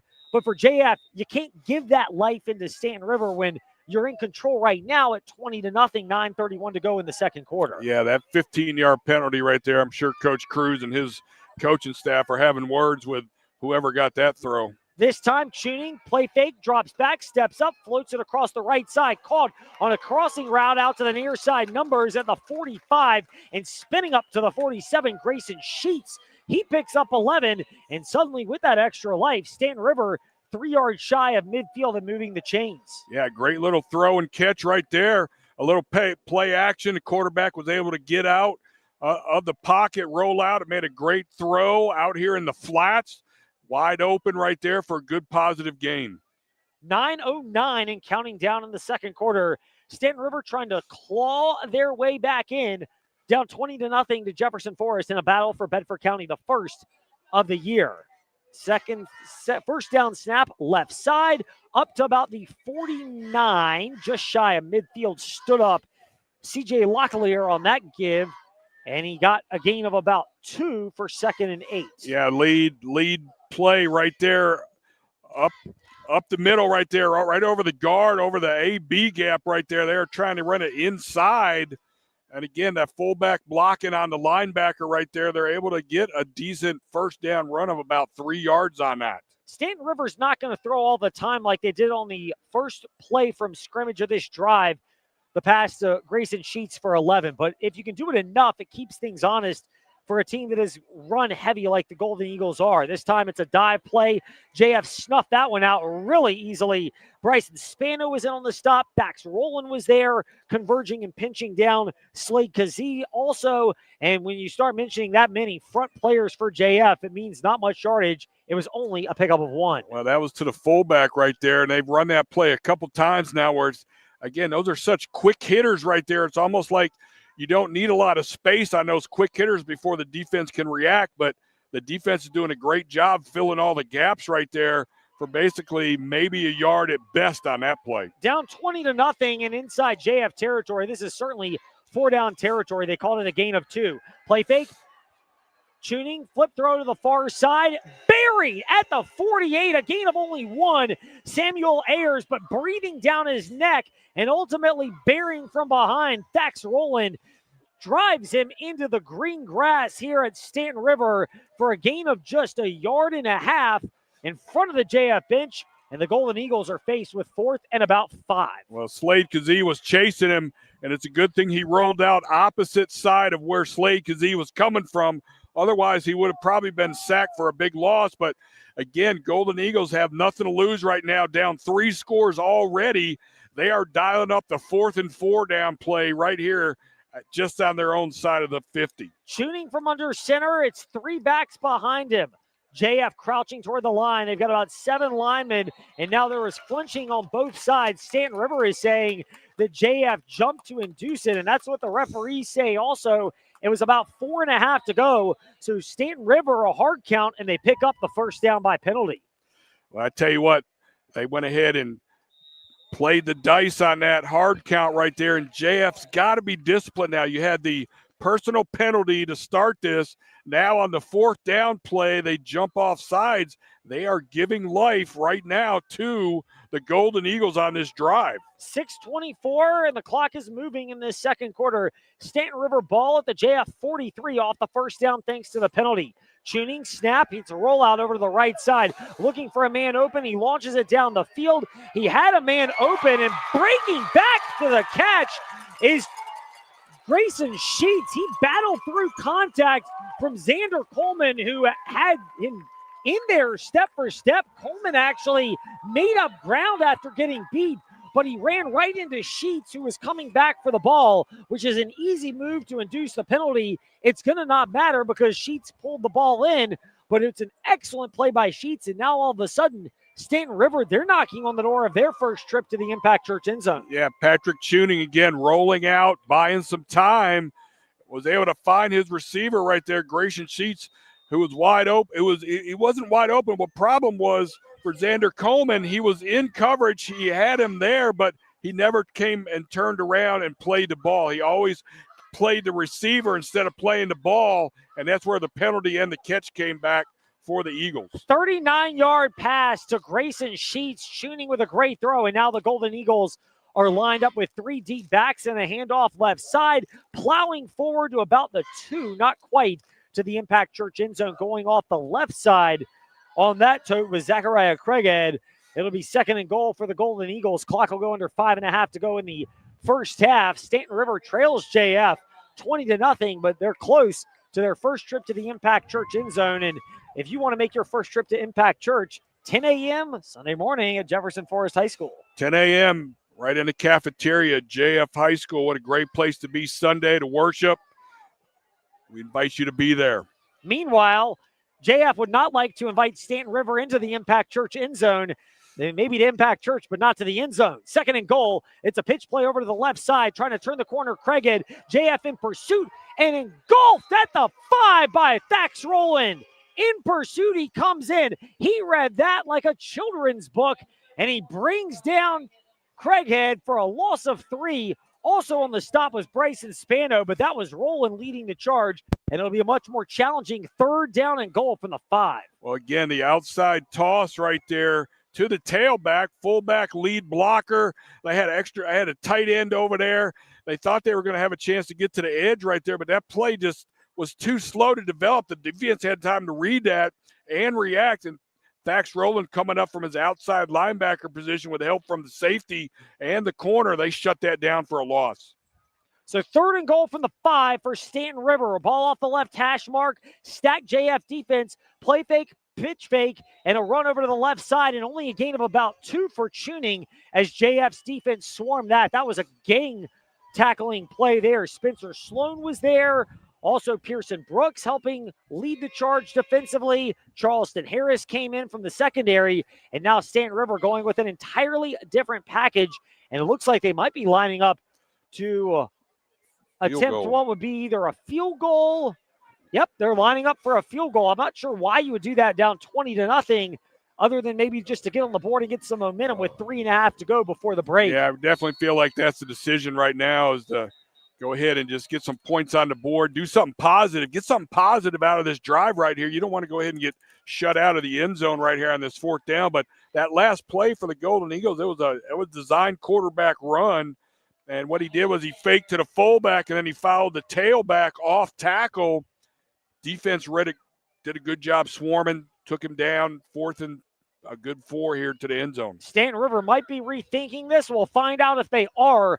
4th down and goal coming up for the Golden Eagles at about the 3 when we return. Will they go for the field goal or the touchdown, trailing Jefferson Forest 20-0, 3:25 before the break on JF Cavalier Football, presented by TrostLaw.com. Well, when it comes to legal matters, there is no substitute for experience. Hi, I'm Randy Trost with Trost Law. We've gained knowledge from serving Virginians for over 4 decades. Since 1982, we've handled auto accidents and personal injury cases ranging from simple fender benders to complex tractor-trailer cases. And we're ready to put our experience to work for you. We hope you never need our services, but if you do, just give us a call at 777-HURT or visit us at TrostLaw.com.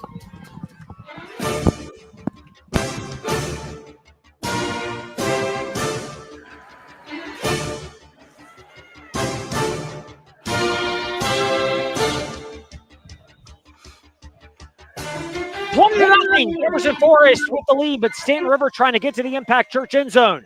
4th and goal from the 3 off the left hash mark. Tuning will take it, roll over to his right, floats it to the back corner of the end zone. Sheets comes across and pulls it in for the touchdown right in front of Cam Jones. And the decision to rethink the field goal pays off for first-year head coach Clay Fiesel. Staunton River, they're on the board, trailing 20-6. Well, I tell you what, they dialed up the play that seems to be working right there, letting that quarterback sprint out right there. Patrick Tuning was able to sprint out like he's done in his other successful throws right there, and he found an open receiver, Grayson Sheets, in the back of the end zone for the touchdown. Snap down, extra point is up. May have been partially tipped, but it's enough to slip through those uprights and make it 20-7. Jefferson Forest lead is shortened with 3:19 to go before halftime on JF Cavaliers football, presented by TrostLaw.com. Central VA Flooring is a proud supporter of local high school football. Why? Because the culture at Central VA Flooring is built on teamwork, dedication, and community support. Teamwork means the right consult who truly listens to what you want and need for your home or business. Dedication is doing the job right and the community spirit of the entire Central VA Flooring team behind your project. Visit centralvaflooring.com and drop by Central VA Flooring on Timberlake Road to experience the power of teamwork, dedication, and community spirit. When it comes to legal matters, there is no substitute for experience. Hi, I'm Randy Trost with Trost Law. We've gained knowledge from serving Virginians for over 4 decades. Since 1982, we've handled auto accidents and personal injury cases ranging from simple fender benders to complex tractor-trailer cases. And we're ready to put our experience to work for you. We hope you never need our services, but if you do, just give us a call at 777-HURT or visit us at TrostLaw.com.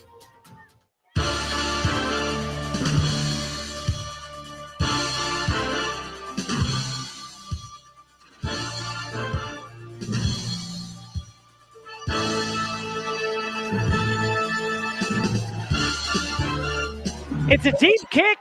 It's a deep kick for Jefferson Forest, picked up by Jones as he had to gather himself at the 13, went back toward the middle of the field from the near side numbers to about the 20, then cut back out to the 24. And after that eventful return that took 8 seconds off the clock, it's 1st and 10 for JF. And, you know, it kind of feel like they might be out of their element a little bit. Staunton River grabbing a little bit of momentum. Now JF leads 20-7 late first half, but Staunton River is starting to punch back. Well, again, those are things you got to be careful of. And they let the Golden Eagles back in this game right there. They had the personal penalty. They had the 4th down penalty, all those things adding up. And then the secondary not able to do their job in coverage, giving up a bunch of big pass plays on that. That drive was an example of what not to do for JF. As the snap this time, it's a pitch play to Coleman, turns the corner off the right side, 25-30, drags the defender to the bench at the 35. He's pushed out of bounds. Going back to that drive, though, that Staunton River just had where they got the touchdown, it started with a personal foul, 15-yard penalty that gave Staunton River momentum and moved it from the 21 up to the 36. Then 4th down and 4, Staunton River induces an offsides on JF. They get a 1st down. Next play, it's a pass play of 39 yards to Grayson Sheets, who was actually interfered with by Xander Coleman. And in spite of that, Sheets pulled it in, and Staunton River couldn't get anything going until 4th down. They thought about a field goal. They called a timeout. They thought better of it. And then all of a sudden, they go for it, and Grayson Sheets catches it from 3 yards out. The extra point on top of that made it 20-7. Now an injury timeout called for one of the Cavaliers in the secondary. One of the Cavaliers, one of the Staunton River Golden Eagles in the secondary down on the far side of the field. So we'll get ready to take a timeout as the Staunton River staff, led by trainer Cordell Hood, attend to him. We'll be back after this on JF Cavalier Football, presented by TrostLaw.com. That's Coach the quarterback Kennedy kid here. right I'm here to there. introduce you to the fastest growing church in Forest, Virginia, Impact Church. If you want to find out how to be on the winning team for eternity, Impact Church is a place for you. Here is more now from Pastor Brad. Hello, everybody. This is Pastor Brad from Impact Church in Forest, and I want to extend a special invitation to you and your family to join us each Sunday at 10 a.m. at our new location in the Jefferson Forest High School auditorium. We are a church that stands on and preaches all of God's word unashamedly. because we believe and know that God changes lives through his word. Impact has a heart for evangelism, a mission to make. We'll hear more from Impact Church in just a little bit, but we had to cut that message short. 20-7, Jefferson Forest with the advantage in the ball, rolling off the right side on 2nd and 2, weaves through tacklers into the JF bench, up past the 40 to about the 41, picks up 7 on 2nd and 1. JF moving the chains. They've got all 3 timeouts, as do the Golden Eagles. Jefferson Forest 20, Staunton River 7, late first half here in Moneta. Well, they came back with a wing counter right there. Again, they were faking the rocket motion. They had just run that play to Xander Coleman. Now he does the exact same motion, and then that wing back underneath right there gets that handoff going back against the grain right there. And again, the Golden Eagles not able to read that quick enough. Big first down. So Jackson working from the shotgun for Jefferson Forest. First down and 10 for the junior signal caller, 6 yards from midfield. 7 actually, 6.5 to 7. Rolling in motion, left to right, play fake to him. Jackson drops back, floats it down the right sideline, fires, and it's picked off. Surging underneath it and intercepting it at the Staunton River 20. Over on the far side is Parker Tuning, and the safety read that perfectly. They were trying to go deep, JF was, to Cam Jones, but he was double covered, and a lot of good throws in Peyton Jackson's first game and a half, but that's one he'd love to have back. Yeah, now that was definitely a young mistake right there. He was in double coverage. He wanted to hit the home run, and he forced it. And on top of that, he threw the ball flat into the inside, which is right where the safety was running with the receiver. Easy catch for the safety right there on that pick from the quarterback for the Cavaliers. And it's understandable because Cam Jones was actually behind the coverage and accelerating in front of him, with the ball thrown short. And that's one of those things that Jackson's going to be kicking himself to get corrected so that he can take another crack at that and get it right. Meanwhile, run off right guard up to about the 22. We'll call it a pickup of 2. And we're under 2 minutes to go in quarter number 2. 20-7, JF on top here at Staunton River. Well, I tell you what, for the Eagles right here to get this momentum back right here, this 2 minutes and less counting right here, they're going to have to open up with their pass play again, which is what they did that last series right here. You're going to see the quarterback trying to sprint out, Tuning trying to do some sprint out to get time for his receivers to get open. Tuning up under center with an I formation and 2 receivers to the right, 1 left. Takes it, rolls left. He is buried by Spencer Sloan. Had no chance to turn around and unload that ball as Sloan converges on Parker Tuning. It's a loss of 4. 3rd down and 12 coming up, and a timeout has been called, although the clock finally stops with 1:15. There could be a couple extra seconds that might have been added on to that, but alas, JF burns their first timeout here in the first half. We will take it with them and see what Staunton River dials up on 3rd and long, trailing 20-7 and now deep in their own territory on JF Cavalier Football, presented by TrostLaw.com. When it comes to legal matters, there is no substitute for experience. Hi, I'm Randy Trost with Trost Law. We've gained knowledge from serving Virginians for over 4 decades. Since 1982, we've handled auto accidents and personal injury cases ranging from simple fender benders to complex tractor-trailer cases. And we're ready to put our experience to work for you. We hope you never need our services, but if you do, just give us a call at 777-HURT or visit us at trostlaw.com.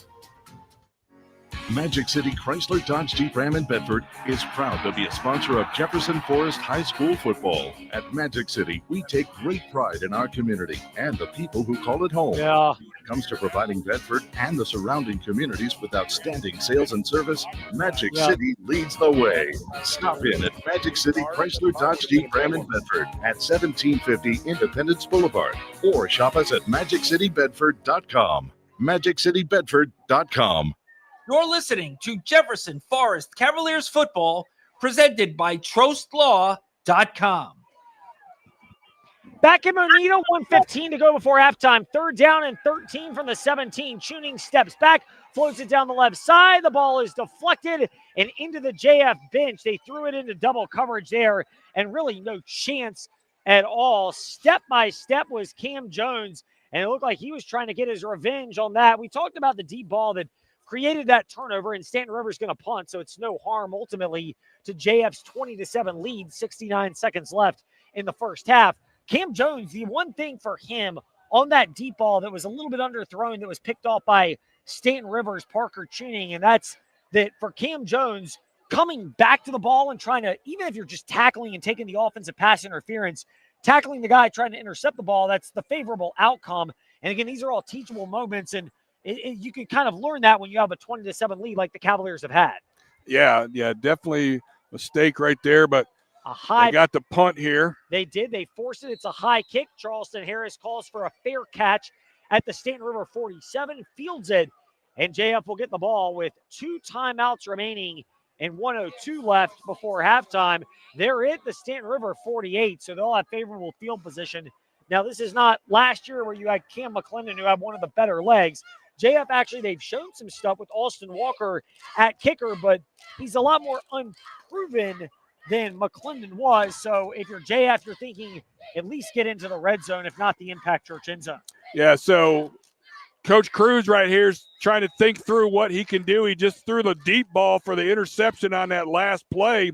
See what he comes up with now to try to get down the field. Jackson, the shotgun snap, pitch to Coleman, turns the corner, 45, stutter steps, and then sprints into the JF bench at the 40. He stutter steps to get a couple of extra yards, and wisely goes out of bounds to stop the clock. Second and about 2 on the way for JF.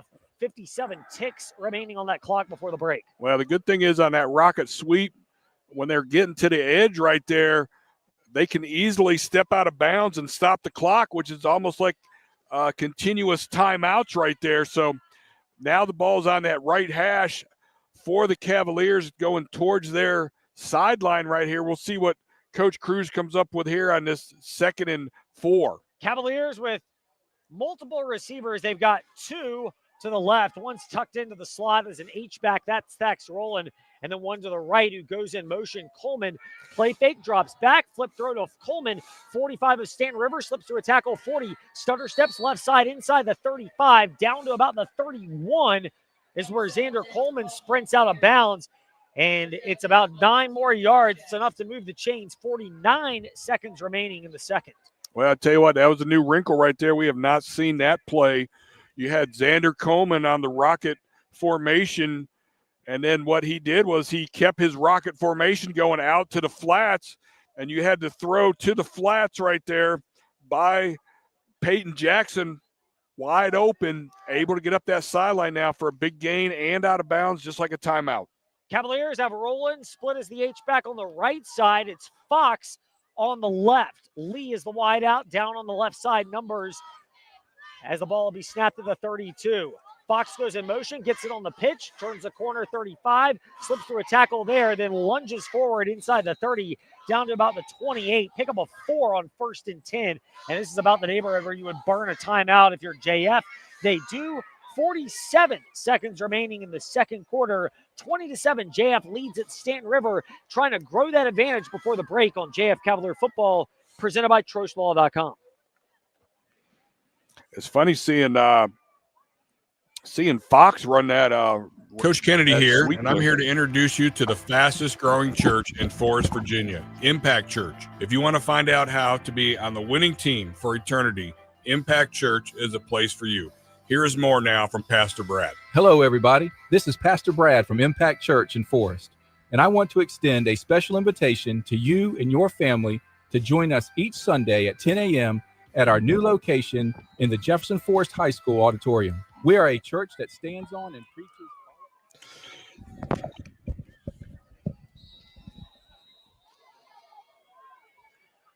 20-7, Jefferson Forest, the lead at Staunton River. Ball right hash mark, 31-yard line. Shotgun snap coming up. Play fake Jackson, throw to the far side, and catching it, Lee, then going out of bounds. And he gained about 9 to 10 yards, and it should be enough for a first down. Well, I tell you again, that's that little hitch play right there. The corner's playing so far off. All he's doing is running a little 5-yard hitch right there. He's wide open, easy throw and catch right there into the boundary. That was not a long throw for Peyton Jackson, and this time we had a good catch by Jack Lee. He was not trying to run before he caught it, and he got the first down and the clock stopped with 43 seconds. 1st and 10 at the 20, and JF will reset it again. They're in the shallow red zone, 20-7. They're trying to grow their advantage here at Staunton River. Coleman in motion to the left side. Quick throw over to the right. Lee catches it again inside the 20 and goes out of bounds. Looks like it's just shy of the 15. They might mark him there, pick up about 4 to 5, depending on the spot. 38 seconds to go, but by going out of bounds, that clock stops, and JF preserves their one remaining timeout. Well, I'll tell you what, they had Spencer Sloan from the tight end position running a deep corner route right there, and he kind of pulled the defense back with him, which opened up the underneath throw for Jack Lee running across the field right there for the, again, minimal gain, but again, the clock is stopped. They're able to reset. They're able to go into the huddle, call the play, and get themselves in position here for potential points going into halftime. It was just a gain of 3, so 2nd and 7 at the Golden Eagle, 17 for JF. 38 seconds left. Clock is moving again after the snap. Jackson looked right, now flush left. Flag comes in the neighborhood of hold, fires to the Impact Church end zone. He wanted a crossing Jack Lee, but it's incomplete, and this is kind of in that neighborhood of a hold on the offense. Yeah, that came from the official right there. The head referee threw that flag. Go ahead and showing holding right there. That's going to back him up 10 yards, which potentially could take him out of field goal range here on that play. It'll be 2nd down and what will now be about 17 from the 27. We're playing the percentages game. These are spot fouls in high school compared to the pros where it's 10 yards from the line of scrimmage. So we're waiting on that confirmation, but it looks like it will be a 10-yard penalty on JF. Back them up to about the 27-yard line. And 2nd down and 17, 31 seconds now. That clock time that elapsed will stay elapsed. And JF will still have 3 cracks to at least get a first down, if not the Impact Church end zone.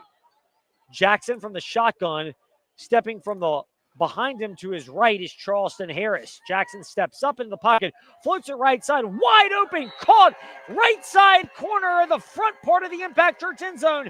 Jack Lee for a JF touchdown. Well, I tell you what, I don't know what in the world the safety was doing right there. The corner was tight, and he let him run right by him up that sideline. The safety never came over to help out over the top right there.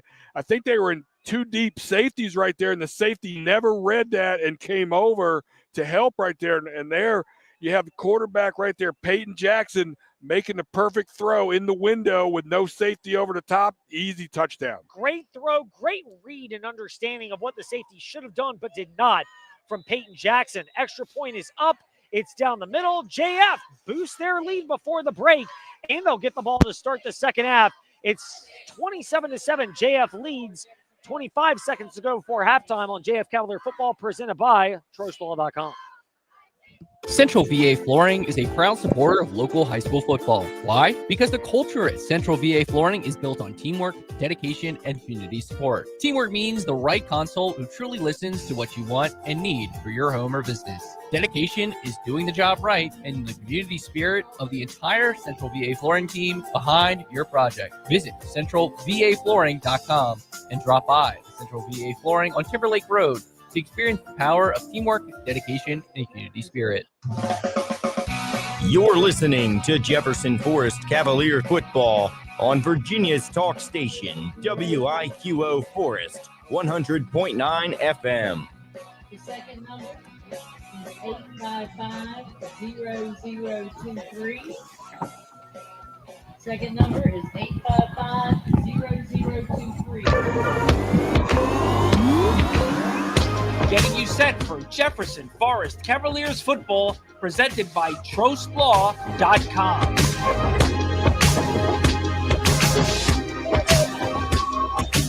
After that touchdown reception with 25 seconds before halftime, JF will kick it off toward the sideline, but the referees throw flags and blow this dead before the kickoff ever gets underway, so JF will have to try it again. Yeah, offsides on the kickoff team right there. Back it up 5 yards and do it again right here. But again, the Eagles right now going into halftime right here, they have to get some things straightened out on the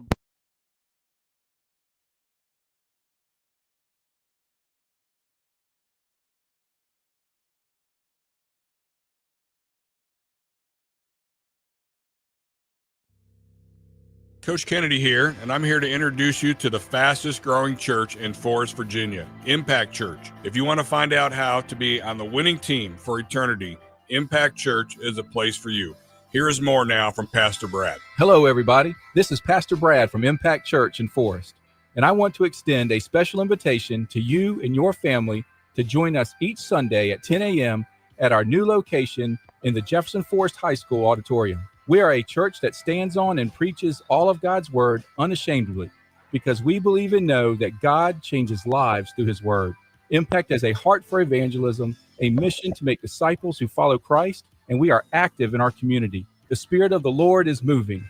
God is doing an amazing work through Impact Church, and we would love for you and your family and friends to come be a part of it as we make an impact for Christ. We look forward to meeting you this Sunday at 10 a.m. at Jefferson Forest High School. Leaks on the offensive line, in the defensive secondary, or with special teams coverage create problems in football. Clyde Smith Plumbing and Heating knows leaks at your home or business create problems too. Well, what happened is somebody unplugged the plug, so that's why you should call Clyde Smith Plumbing and Heating at 525-3313. Just trying to get out of bounds in front of the JF bench. That was first down and 10 after all of our excitement after the re-kick, and Staunton River starting at their own 35. They get a run of about 3 yards and 10 seconds to go before the break. They trail JF 27-7, and they'll have one, maybe two more cracks at the Impact Church end zone. They do have timeouts left if they wish to use them. Well, JF right now in a prevent right now, they got 4 safeties all playing back about 15, 20 yards just in a straight back pedal. As soon as the ball snapped, nobody's going to get behind them. In that case, they didn't, and that left Tuning scrambling right there to get out of bounds on that first down play.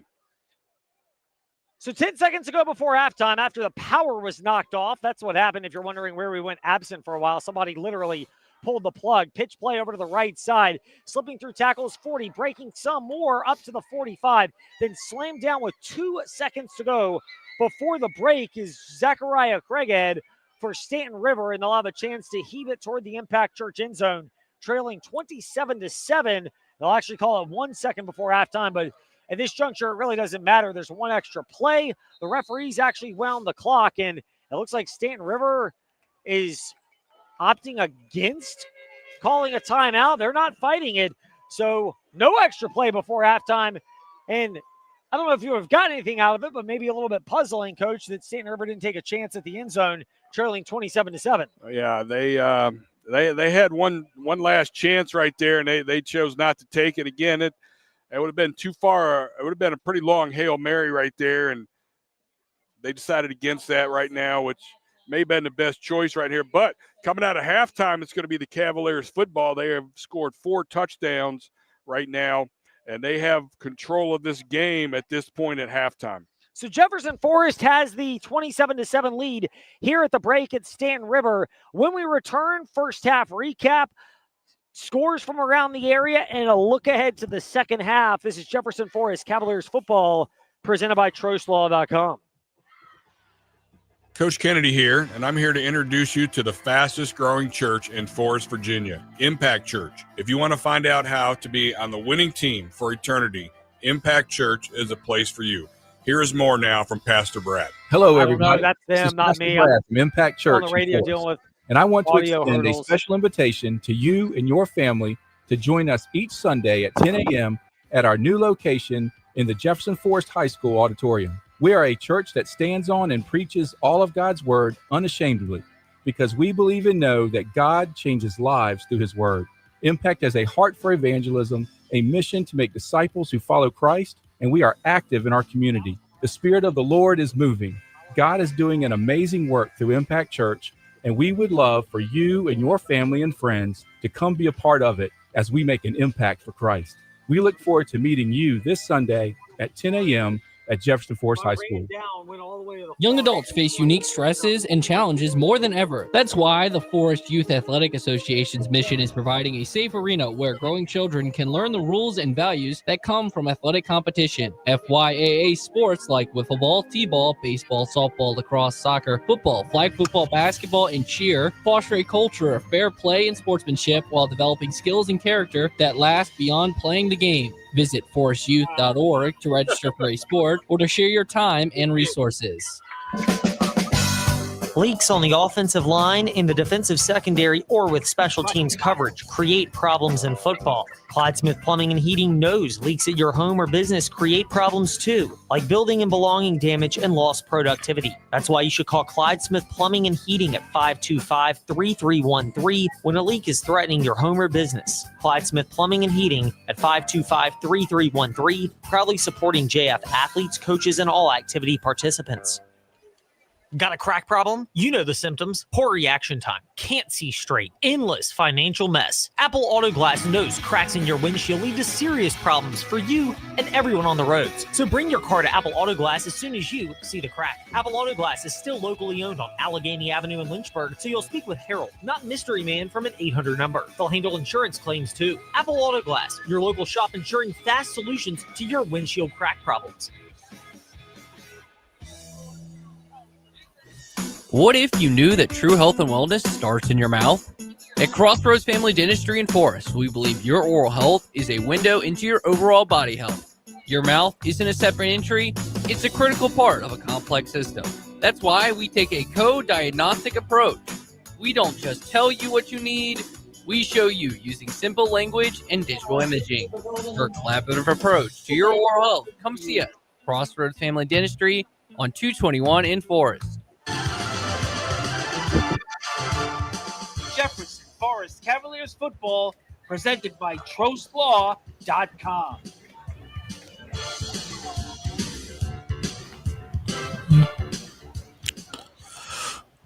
Welcome to the Jefferson Forest Cavaliers football halftime show presented by TrostLaw.com. I'm back. I'm Todd Tracy here.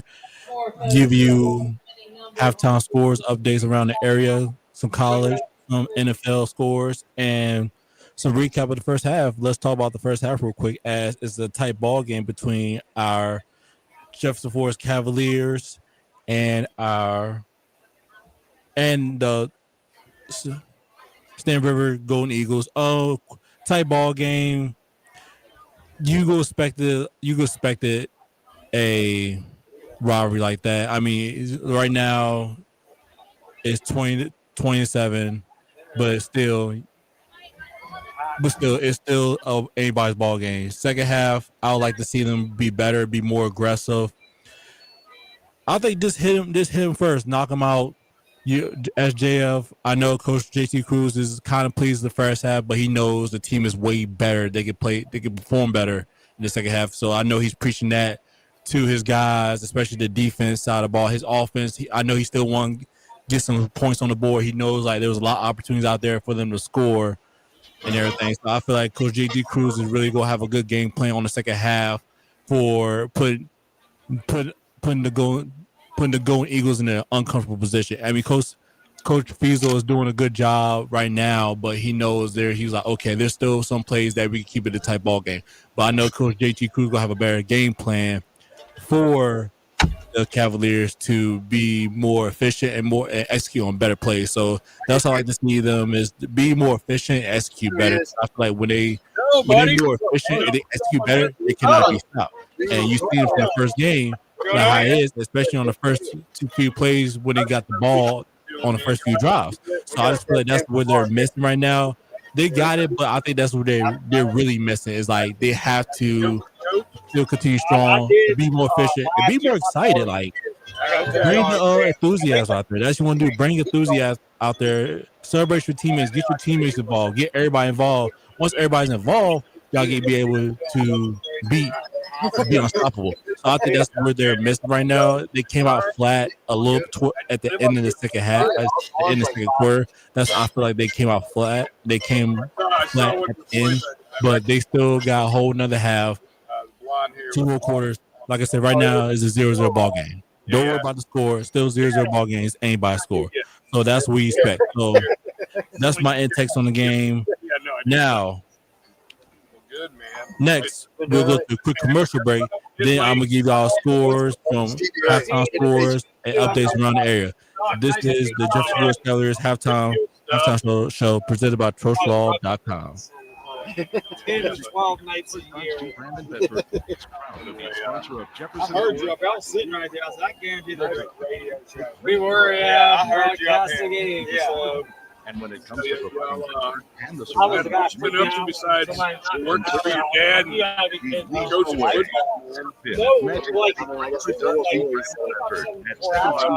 Like crazy people. MagicCityBedford.com. MagicCityBedford.com.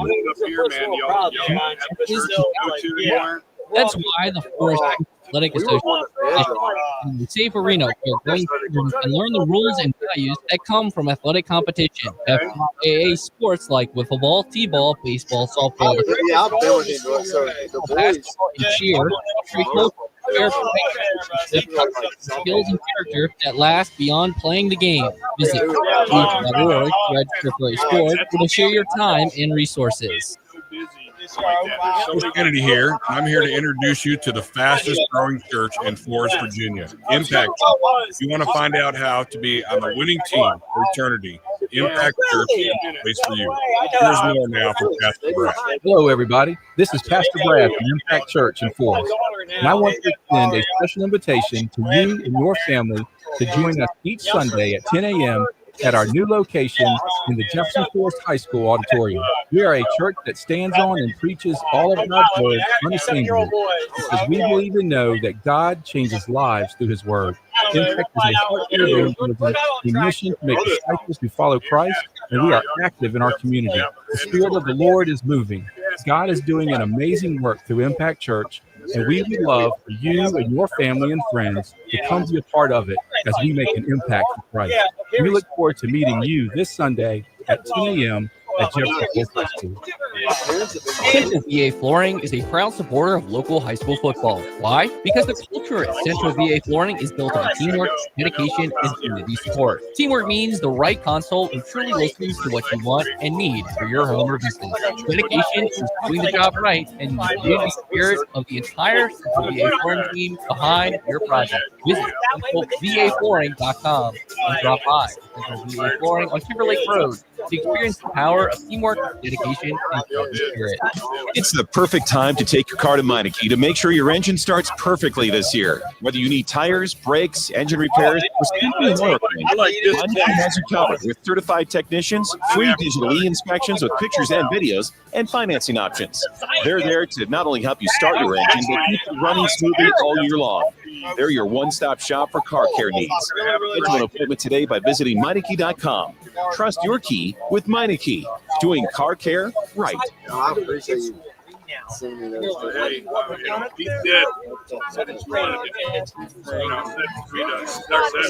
Making music. Bye Bye Birdie is coming to Forest. Rock out with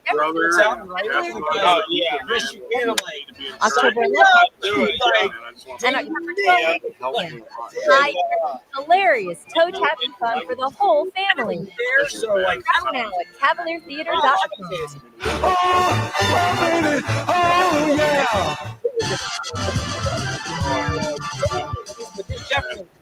Putting that stuff out, man. I'm trying to Oh my God. I don't like it. Welcome back to the Jefferson Forest Cavaliers halftime show presented by TrustLaw.com. Now, here are some high school schools around the area, real quick, as we got William Campbell versus Cumberland, as right now that's the score of the game.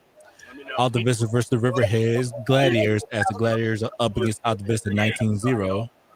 Dude, they're 7-year-old boys. Like, how old are 7-year As we got 50 boys, not Nelson County versus Stonewall Jackson, as right now Nelson County is up 20-6.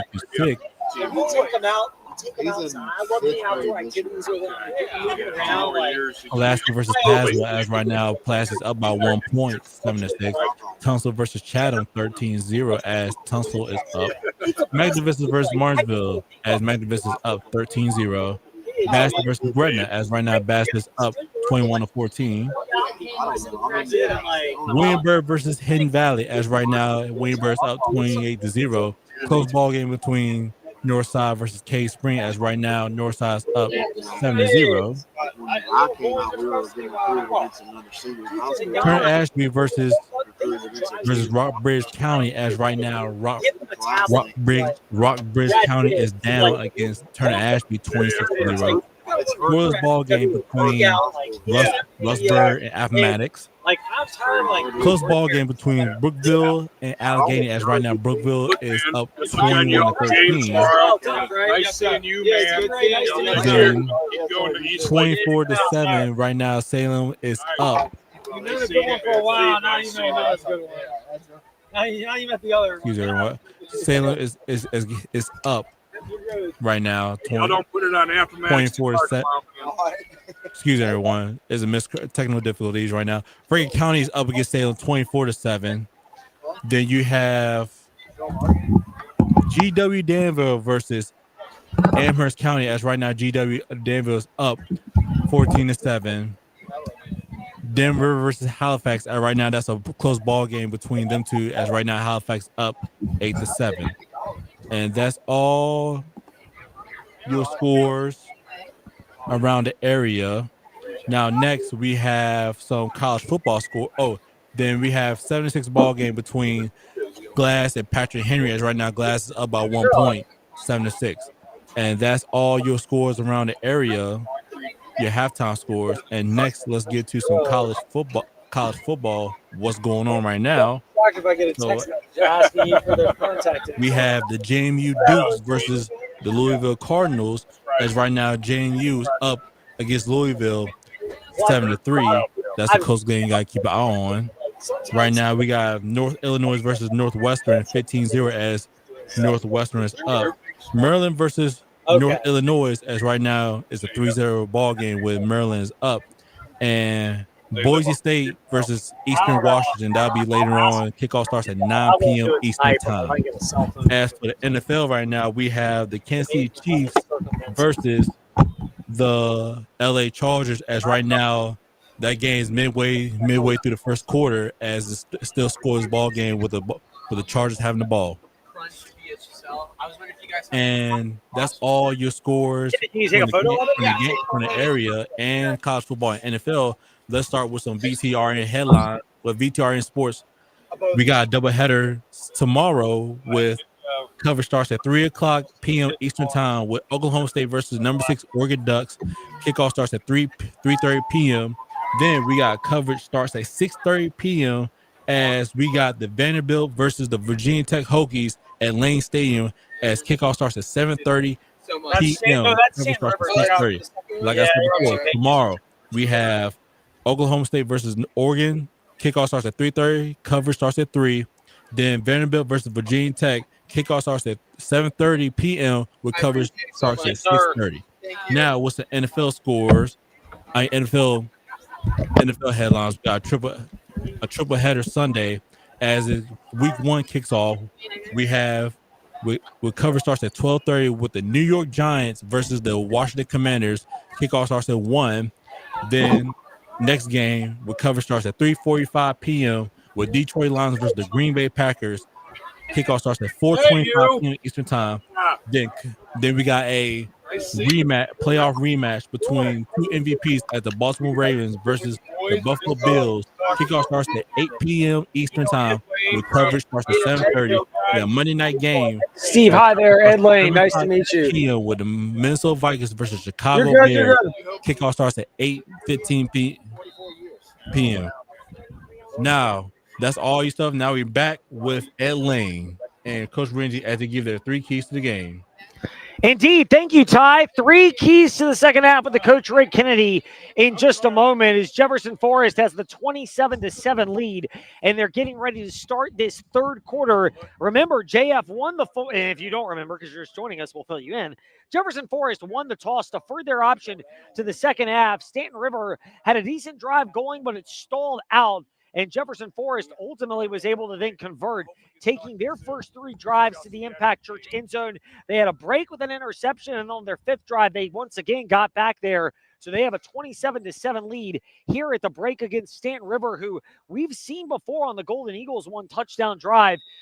20 yards in penalties and a 39-yard pass play. If you give them life, they will certainly take it as the staple of first-year head coach Clay Fiesel. Kick return from JF. Jones up from the 20 on the left side. Numbers near side up past the 30, 35 to the 40. He's tripped up there. They might give him another yard or two, depending on where they say his knee was, where the ball was, when his knees crashed into the green grass on this crowned field, meaning that it is at the top point, the middle of the field, and it slopes down to each side here at Staunton River. They'll mark it at the 41. Coach Kennedy, your keys to the second half first for JF as they start offensively. I tell you, offensively, the Eagles really, through the air, gave the defense a struggle, and we'll see defensively what adjustments they made to try to cover some of those routes for the Eagles.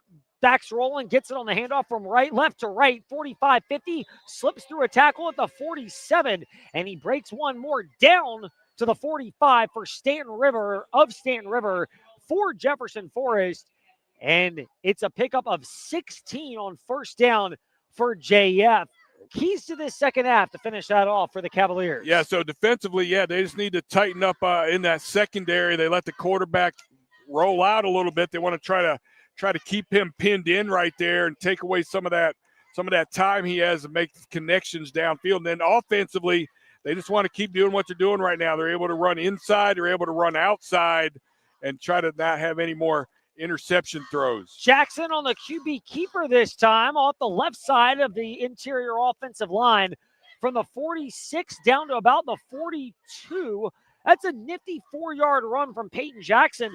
Didn't see much of that run of him running against Gretna, but he's done it a couple times here this evening, and it's not a feature, but it's a nice little change up for the Cavaliers. Well, they definitely did need to show it last week against Gretna, but they have opened it up a little bit. This is some of his first runs that we've seen, and again, he's just play action and following the running back as his lead blocker right there, so it opens up a new dimension for the defense to now be accountable for the quarterback. $1:20 into this third quarter. Jefferson Forest trying to build that 27-7 lead. Handoff to Fox, flips through a tackle at the 40-yard line, breaks one at the 35. Now off the left side seam, drags Golden Eagle defenders down to the 30. 13-yard pickup. And JF, they've had 16-yard run from Dax Rowland and now a 13-yarder from Cam Fox. And they're picking up where they left off for the majority of that first half. Well, I tell you, Coach Cruz right now is staying with the game plan right here. I don't think he has to go to the air. They really have been able to run the football at will the entire game, mixing it up between the inside runs and the rocket sweep to get outside. And again, Golden Eagles are in a 3-5 defense right now. They got 3 defensive linemen, and they got 5 linebackers outside, inside, kind of wrapped everywhere. 1st and 10 from the Golden Eagle 30. Handoff right side, bouncing off right tackle from Logan Hamilton. And outside of that, down to the 25. That one was Charleston Harris, and he picks up 5. They actually give him a couple more as he lunged forward inside the 25, and they give him that yardage to the 23. 7 yards total. 2nd and 3 on the way for JF. They've chewed up 2.5 minutes of this third quarter clock, and they're marching toward the red zone. Well, again, we forget that majority of this offensive line did not play last year. They are still young. They are still inexperienced, and they've pieced together a bunch of guys that were not starters last year. So, again, this is the second game where we've seen them doing a pretty good job of controlling the line of scrimmage. Harris from behind to the left of Jackson. Snap. It's a pitch play, and it's misdirection. Did not fool Staunton River, but still slipping through tackles. Jack Lee on that run. Correction, Luke Johnson on that run as he slipped through a tackle anyway and got down to about the 21. It's not the most emphatic run, but to pick up about 2.5 to 3 yards when it didn't look like there was anything there is a nice job. Sets up 3rd and 1 in what's probably 4-down territory. Yeah, that was the shortest gainer that they've had tonight on the wing counter right there. Staunton River made a pretty good adjustment to that at halftime, having guys in position to slow that down. And right now, JF's looking at a 3rd and short right here, 3rd and 1, as they're knocking on the door of the red zone. Not quite on that right hash mark. It's a couple of feet toward the middle of the field. Snap, handoff, Fox barreling his way through a tackle. He's got the first down, keeps churning his legs down to the 15. 6-yard pickup for JF. And about 4 minutes into the third quarter, Cavaliers are in the shallow red zone now, first and 10 from the Staunton River 16 as the clock will go under 8 minutes. JF trying to expand the 27-7 advantage. Well, I tell you what, Cam Fox out of that backfield position right there, 5'9", 205.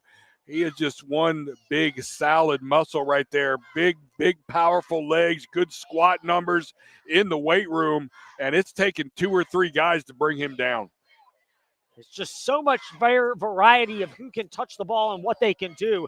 This time it's a handoff Harris. He wiggles his way, kind of jukes by a couple of defenders from Staunton River on the right side of the line, bounces back to the middle inside the 15, down to about the 12. That's a 4-yard collection there, 2nd and 6. And for JF, you'll take some of those. You just keep the chains moving, keep it in the positive down and distances, and the clock works inside 7 minutes to go here in the third quarter. Well, I tell you, Coach Cruz realizing they can run the ball at will, and they have been doing that, and that's the game plan coming out here so far, starting off this third quarter on this series right now. Just run the ball down their throat, take advantage of the size and the athleticism of the backs right now, and they're just chewing up the field. Handoff this time. It looks like it is Harris. It is off left guard in the center, inside the 10, down to about the 6.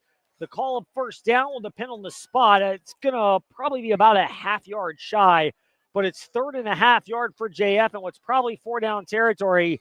There are a lot of options here, and the luxury for JF is you can certainly work on bleeding this clock as well. It's not emphatic, but the reason why we're mentioning it, even though it's mid-third quarter, is this is a Staunton River team that does not throw the ball particularly often. They've done it more this year with Clay Fiesel than in prior years under Sean Leonard and other coaches, but because of that, you're in a spot where that clock becomes a factor so much earlier. Well, especially when down multiple scores right now that they are. Handoff to Fox left side, breaks through a tackle, has the first down to the 5, hit by 2 Golden Eagle defenders there, and he's brought down, but a good bowling ball run once again. Nathan Kitchens, the inside linebacker, came in and helped plug that hole, and Staunton River, an interesting look. They actually have a couple of their down linemen who are on the lighter weight side to eat up blockers, and then their bigger, more thumper defenders play a linebacker. Kitchens an example of that there. Well, I tell you what, this drive is just absolutely eating up the clock. They have eaten up over half of the third quarter already as they're down here knocking on the end zone right here of the Eagles with a first down on this first series of the third quarter. 1st and goal from the 3. From behind to the left is Fox. Handoff rolling, slips through one tackle in the backfield, spins toward the Impact Church end zone, and off right guard and tackle. He's in. Touchdown, JF. Great job right there. Thax rolling, coming with the rocket motion over the top, following Fox into the hole for the touchdown. Easy score into the Impact Church touchdown end zone for another big score right there. Again, the Eagles defense just not able to man up physically with the front right now of the Cavaliers as they gave up that run for the touchdown. Extra point coming up for Jefferson Forest. Snap is good, so is the hold, as is Austin Walker's kick. No, it's not. He pushed it off. Looked like it was good from over here, but he pushed it to the white right side. And so it's 33-7. The one dour note on JF's opening drive to start the second half. 5:15 to go in the third. JF, though, still with a comfortable 33-7 lead on JF Cavalier football, presented by TrostLaw.com. Leaks on the offensive line, in the defensive secondary, or with special teams coverage. Running clocks in football. It really is. Heating knows leaks at your home or business create problems too, like building and belonging damage and lost productivity. That's why you should call Clyde Smith Plumbing and Heating at 525-3313 when a leak is threatening your home or business. Oh, really? Clyde Smith Plumbing and Heating at 525-3313, proudly supporting JF athletes, coaches, and all activity participants. He's the one I need to meet. When it comes to legal matters, there is no substitute for experience. Hi, I'm Randy Trost with Trost Law. We've gained knowledge from serving Virginians for over 4 decades. Since 1982, we've handled auto accidents and personal injury cases ranging from simple fender benders to complex tractor-trailer cases. 33 rolling. We're ready to put our experience to work for 33. you. We hope you never need our services, but if you do, just give us a call at 777-HURT or visit us at TrostLaw.com. set for Jefferson Forest Cavaliers football presented by TrostLaw.com. Squib kick picked up 25-yard line, left side up to about the 35 before a gaggle of Cavalier defenders converge and bring down the up back on that return, C.J. Locklear. So Staunton River will start at their own 35. That drive for Jefferson Forest, it was the first drive for either team in the second half. It ate up 6:45 off of the Staunton River High School scoreboard. And after that, 7 seconds evaporated on the kick return. It's just 5:08 left in the third quarter. 33-7, JF the lead. Backs roll into 3-yard touchdown run. The one down note is Walker's point after was wide right. So he is 3 of 4 on those, despite last week going a perfect 5 for 5. Well, I tell you what, for Staunton River right here, this is the first time they're touching the ball offensively in the second half, and see if they're going to stick with their run or try to open it up. They will stick with the run, and not a lot of yardage as Parker Tuning handed it off over on the far side to Craighead, and Zachariah Craighead picked up maybe a yard to 2, if that. And I'll actually say no, they got stopped before that, so it's second down and 10.5 to 11 as they gave him no forward progress. Yeah, he got tackled right there in the backfield, coming off that handoff again. Defense doing a good job penetrating, but again, Staunton River right now just needs to open up the ball. The only success they had was throwing it in that first half. Tuning under center, Wishbone looked behind him, handoff, and barreling his way up from the 35 to about the 37 for Staunton River. Ball popped out. The referees say it was down. That's the right call, as Craighead picked up about 4 there. The flag comes in. This may be either a face mask penalty or something after the play, as nobody's moving either way to indicate what this might be. Yeah, it came in from the back judge right there, so I'm not sure. JF's pointing at Staunton River. Oh, here comes another. And now another flag comes in, which just means another conference. Meanwhile, there is a Cavalier that is down on the grass at the 40-yard line, and the referees are pleading with JF's defenders to get out of the way. And it looks like there might be some cramping down there for the one JF defender who's down on the grass. It's a personal foul called on Staunton River, but an unsportsmanlike conduct on Jefferson Forest, which would indicate that Staunton River may have gotten a little bit aggressive. The referees caught that, but the Cavaliers retaliated, and therefore it's an offsetting set of penalties. Meanwhile, for Jefferson Forest, the idea of that being cramping looks to be correct, because Seth Bell, who is the left guard, he's also a defensive tackle. He is helped up and now will go over to the sideline, but well under his own power. Well, I tell you right there, the back judge over here on the Staunton River sideline saw Slade Kazee talking to another official, and he was 15, 20 yards away, and he throws a personal penalty on Slade Kazee for talking to the other official. That does not make sense at all. Yeah, I mean, I don't know what it is. If he said something bad to the official, you would think just the official with whom Slade Kazee was conferring would be the one to throw the flag. Yeah, that was interesting turn right there. That's the type of math that I struggle with in school, although this may be even more complex. Tuning, snap, 2nd and 10, takes it, rolls to his right. Ball is deflected into the air and batted down into the grass. Standing up, Logan Hamilton, the defensive end, got right into the grill. Parker Tuning wisely put his hands up and deflects the pass. It's incomplete. 3rd and long coming up for Staunton River. Well, that was Logan Hamilton coming in to replace Slade Kazee right there, and coming right in and making a big play right there, getting good position. As soon as he saw the quarterback try to throw that football, he got his hands up and was able to knock it down. So great 3rd down play right there in place of Slade Kazee, who had to go off for that penalty. And Staunton River in the dreaded, we have to punt because it's 4th and 10 and challenging to get, but down 33-7. High snap. Sheets puts his right foot into this. It's going to bounce at the 35. JF now just falling on it at the 32 is Charleston Harris. And now more flags come in as there's pushing, shoving, and talking. And this is inching closer, Coach, to that spot where if you're Staunton River, you don't want anybody to get thrown out because they would be suspended next week. And yeah, you're losing this, but you don't want further damage. Meanwhile, for JF, that's the last thing you want on, even if it's on the road to Mount Airy in a non-state game. You want to keep your guys under cool. This is a good test of that. Well, Coach Cruz got everybody in the huddle right now, and he's telling them, you got to dial it down right here. These officials right now are throwing penalties on everything, and it's going both ways, but still that, again, same official that threw the penalty on Slade Kazee comes right back and throws it on Xander Coleman right there for the block that took his guy down to the ground. So you're the former coach. I'm just the guy that runs his mouth for a living. So we'll ask the question, is this the right way to handle? It's a Bedford County rivalry, Coach. And if you're the referees, they're throwing these offsetting flags. It's almost like they're giving Clay Fiesel and his team at Staunton River and JT Cruz at JF the chance to huddle your teams and say, look, emotions are getting high. Coaches get it under control, or maybe these flags may just go one way. Well, I tell you what, the game's already somewhat out of control for Staunton River, and I guess the officials are trying to just do their best not to let things get worse.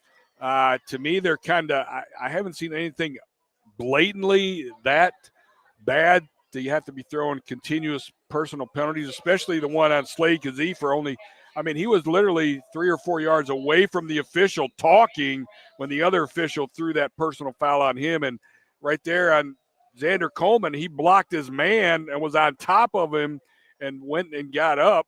Again, didn't do anything overly aggressive that I thought it would deserve the penalty, but he got it thrown for it. It's 2nd and 7 JF. It was a 3-yard pitch play run to Johnson. Now a handoff rolling right side, slips out of a tackle 35, bounces off the right side seam off right tackle, right Logan Hamilton past the 40 up to the 43. It should be enough for a first down. It is. They'll give them about an 8-yard gain up to the JF 43 on the Thax roll and run. And JF will have it. It'll be out the 42.5, but it still moves the chains for the Cavaliers. Clock is approaching 2:40 here in the third quarter on what is just the third drive of this second half. JF took 6:45 off the clock. Staunton River had not quite a 3-and-out. They had a couple first downs, but not much doing there on their first drive. And meanwhile, they have to punt it away, and JF's got it back and a chance to really start icing this game up 33-7. Well, they do, and they're just keeping the ball on the ground, being very conservative, just running their base offensive plays. And the question is, how long before Coach Cruz is going to put in second teamers? Cam Fox gets it, spins out of a tackle at the 45, barrels through a couple of defenders and drags them up near the midfield stripe. He'll be about a yard shy. He's on the right wing of that Eagle. We're not talking politically, just the right wing of the Staunton River Golden Eagle wings. There is a left one as well. That's on the other side. JF looks to get there or past there after this 2nd and 4 snap coming up a yard from midfield.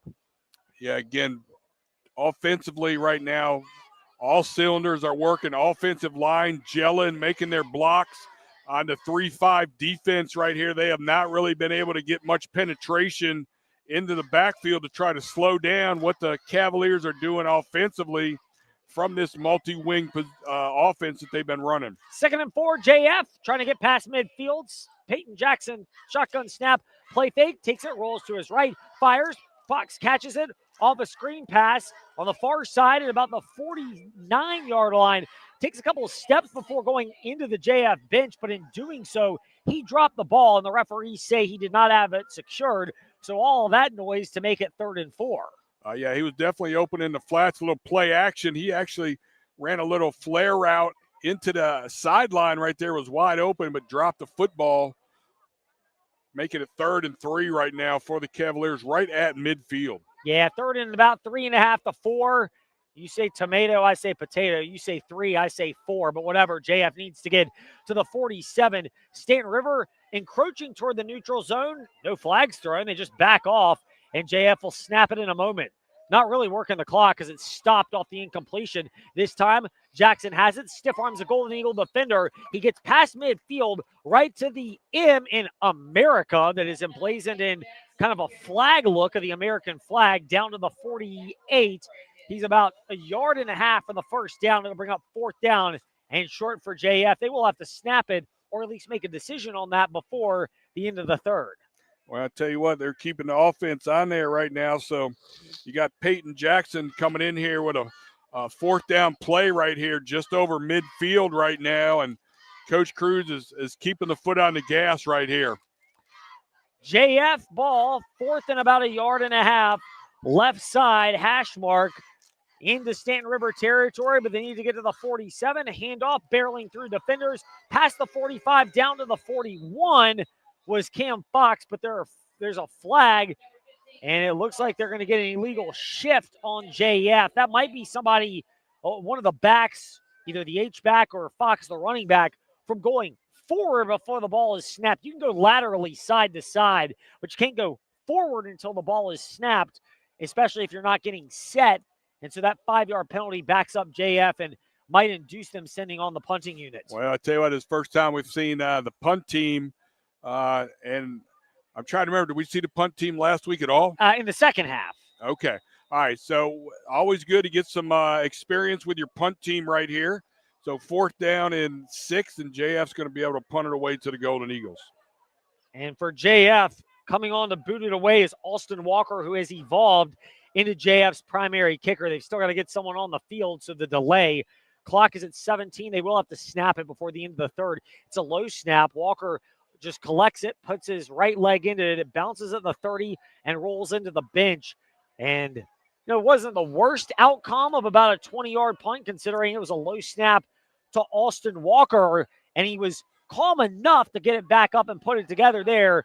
As he gets more reps punting, hopefully they're not very many. If you're JF, you don't want to be punting a lot, but presuming they have more chances in the future, or you work on that in practice, that's where you work on a cleaner snap. But also, if there's no rush and you're Austin Walker, the punter, you have a moment to pick that ball up and maybe get a cleaner, deeper kick away. Yeah, well, definitely the snap was in the ground right there. Almost came back to him like a grounder. He had to pick it up, was able to stay calm. There wasn't any pressure, so he did get the punt off and puts the Eagles starting off around the 27-yard line. Might be the final play of the third quarter. Snap, handoff, misdirection run left side. Slung down from the 28 where the ball was snapped all the way up to about the 31, maybe the 32 on that run from Craighead. And that is how the third quarter will wrap up. 33-7, Jefferson Forest on top here at Staunton River.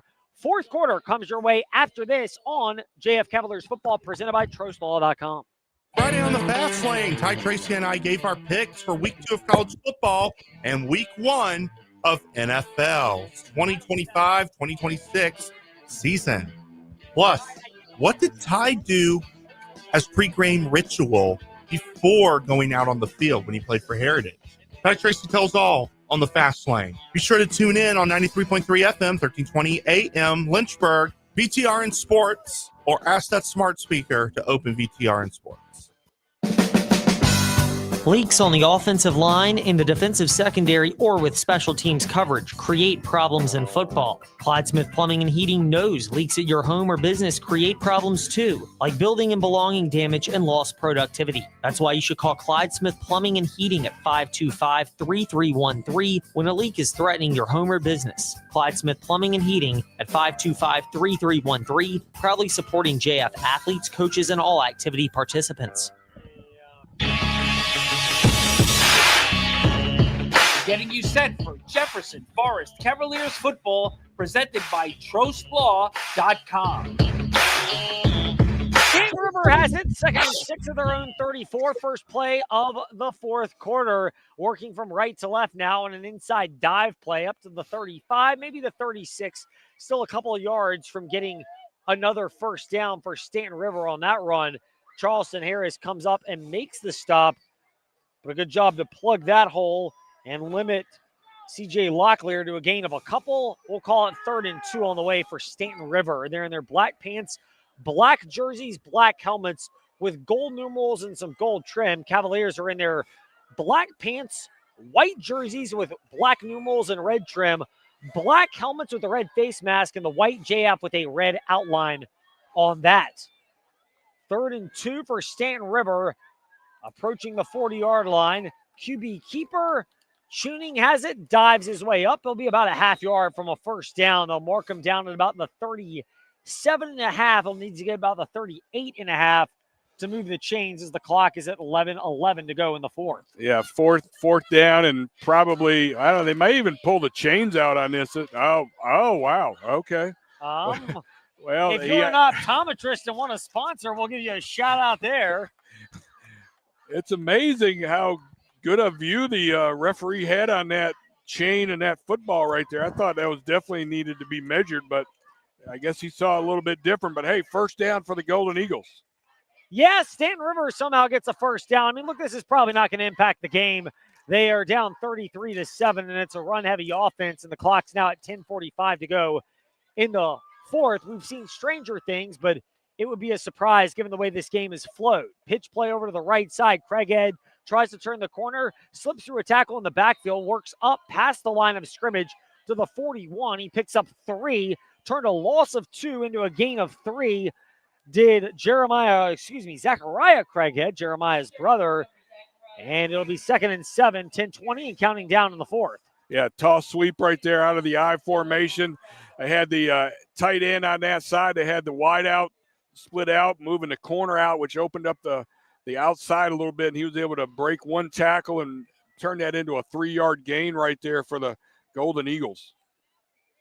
Staunton River ball, 41-yard line, their own, trying to get past midfield, trying to get their second trip to the Impact Church end zone this evening, but they've got 59 yards to traverse to get there. Handoff, left side, breaking through one tackle, and now up to about the 42, maybe the 43 is Locklear, and it'll be 3rd, and we'll call it about 6 for Staunton River. That was basically old school counter play right there. Fullback one way, go ahead and pull lineman to the counter side right there, but JF did a good job.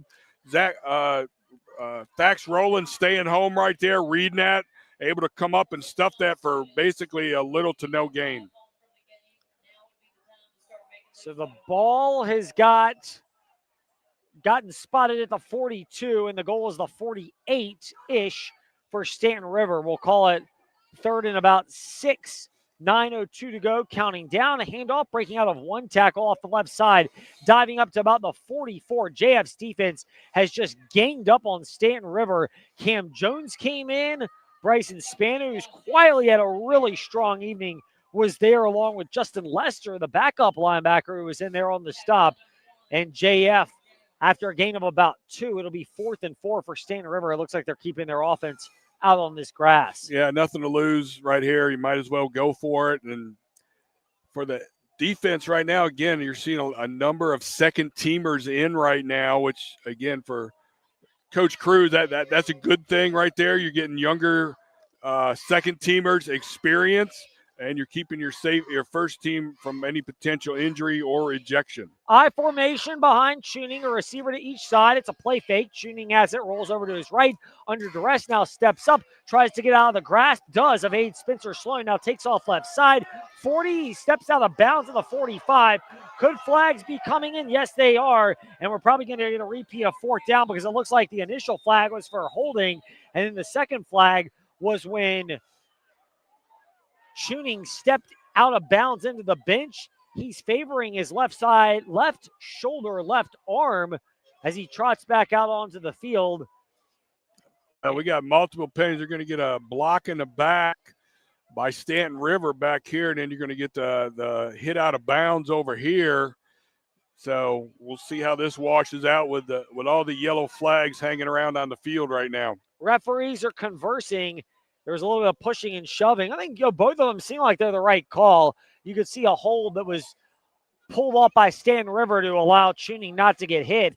And then he gets hit in a different sense late, which it didn't look late, as the Cavaliers had a couple of defenders on him into the bench. And this game has started to get a bit chippy. Referees seemingly trying to keep it under control. They've still got 8 minutes of work to do in that regard here in this fourth quarter. 33-7, JF leads Staunton River. Well, it was a good job scrambling to even make something happen for that play to continue and keep going. And it's an illegal combo block on Staunton River and JF. It is that personal foul, late hit out of bounds, and the referees trying to figure out the yardage now. Figuring all this out. And if you're talking about fouls in play versus out, it might be a 15-yard penalty backwards, a 15-yard penalty back up. but a reset of the down. Sounds like the referees don't really know what they're doing. Yeah, they're trying to figure this out. They don't. They're not exactly inspiring confidence with how they're how they're bringing this to be. JF's backing up like they're just presuming they're conceding the yardage. And some of that may also be by JT Cruz trying to get his guys away from the Staunton River sideline and line of scrimmage until you absolutely have to. Well, somehow the ball is 10 yards back from where it was originally snapped on third down. It is now fourth down for Staunton River, and they're going to just punt this away. And we may have reached the point where with Grayson Sheets punting it away and Charleston Harris back to return, that you may start to see some backups trickling in for Jefferson Forest, and you may start to be getting both Coach Clay Fiesel in his first year for Staunton River and his fifth for JF, JT Cruz, saying, all right, this game's been chippy. The outcome's not in doubt. Let's make sure we don't do anything that's going to cost us the remainder of the year. Harris, fair catch called for. It would have been down anyway because he had to go to his right knee to haul it in on the near side. Hash mark at the JF 39 on that punt. 7:53 left in the fourth quarter, and I'd imagine for JF, you'll start to see some backups possibly mixed in, but as much as we've seen Peyton Jackson go to the air at different junctures the first two games, I don't think we're going to see that from here on out. Well, Xander Coleman is the backup quarterback right there, and he's also one of the starting wings. So, again, I don't have an issue with Peyton Jackson staying in there, getting more reps right here as long as he's just handing the football off. And he is in at quarterback, and behind him it's Cam Fox with wings off of each side, and Jack Lee, wide receiver on the far side. Casual coverage there because it's a handoff. Fox, left side 40, breaks tackles 45, 50, into Staunton River territory 45. He's wrestled into the Jefferson Forest bench, just shy of the Staunton River 35, and the Cavaliers have imposed their will as they're starting to grow that trend here with 7:44 left in the fourth. Well, I tell you what, based on what we've seen tonight from Cam Fox, he's going to be your offensive player of the game. You know, he has been trending positively in that direction because he's really had a strong night. Defensively, you might have a case for both Pearson Brooks and Thax Rowland. They set the tone early defensively, although Bryson Spano has been sneakily in there and is making a case himself. Yeah, again, another great run right there. Cam Fox just rolling over people right there. Not only is he running with power, he's got a little speed to him also. Cam Fox has been on point. He's made it in the Impact Church end zone, and he's set the tone of physicality this evening at 5'9", 210, and he is every bit of that type of thickness. That time it was an inside run from JF, gained about 1.5 yards as Lucas Jones gets down just barely inside the 35 to the 34. The big thing for JF is the clock is moving, under 7 minutes to go here in the fourth quarter, but JF, they've used their physicality to set the tone in a game that you knew would be physical. Staunton River has brought it at times, but JF has just been on a different level with that regard tonight. Well, the good thing about the run game for JF is the runners have not put the ball on the ground. We have yet to see a fumble this year by a running back. This time it's a handoff. Charleston Harris, he's hit at the 34, and he keeps his legs churning, pattering, churning, not pitter-pattering. That's more agility. Fighting his way down to the 32, 2 more yards after contact for JF. 3rd and 6 on the way. So for the year, the Cavaliers have 1 turnover, and that was the interception in the first half by Peyton Jackson on that long throw. Other than that, JF has not fumbled. They have done a great job with ball control. Again, a lot of first downs right here, just like last week, a ton of first downs, controlling the clock. We talked about what they did that first series, driving down, coming out of the halftime. What a great job offensively as they're looking mid-season form already. Jackson pitch play, Coleman 35-30, accelerates 25-20, tight ropes down the right sideline, past the 15, down toward the 10, and that's where he's pushed out. 22-yard run for Xander Coleman, and he showed speed and agility to tightrope the sideline. And the crazy thing is he didn't even get to his 4th and 5th gear on that run. No, he had blockers too. I mean, he was running down the sideline right there. They secured the corner, and he was able to get up the sideline, and he still had blockers in front of him. It's amazing how much proverbial meat on the bone there still is for this JF offense in terms of levels that they can reach, and yet they're on the way to making it their second consecutive week in their first 2 games of the year where they could eclipse or at least reach the 40-point mark.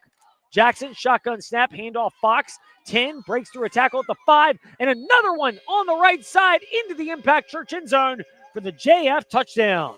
Well, there you go. What a big, huge night on the ground right there for number 15, Cam Fox.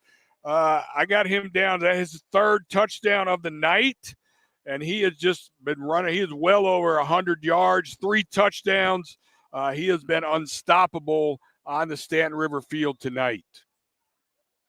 And Cam Fox has been the tone setter for Jefferson Forest. Their first 2 touchdowns of the night to set the tone. His physicality has been key, and now he's helped finish it off by getting his 3rd score of the night there. Snap down, kick on the way. It's up, and this time it is through the uprights from Walker, and it's 40-7. JF the lead at Staunton River. 5:29 to go here in the 4th quarter on JF Cavalier Football, presented by TrostLaw.com.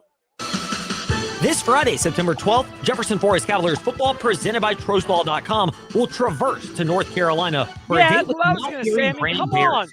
Your Central VA scoring kickoff show starts at 6:30 on the Virginia's Talk Station app, 100.9 FM Lynchburg, 95.5 FM Bedford, and Open Virginia Talk Radio Network on your smart speaker. JF Football is also presented by Cavalier Theater's presentation of Bye Bye Birdie, Crossroads Family Dentistry, Forest Youth Athletic Association, and Meineke Car Care.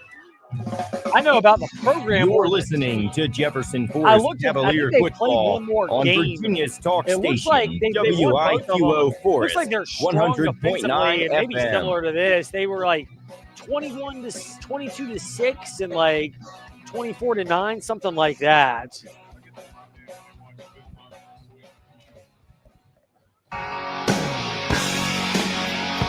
Getting you set for Jefferson Forest Cavaliers football, presented by TrostLaw.com.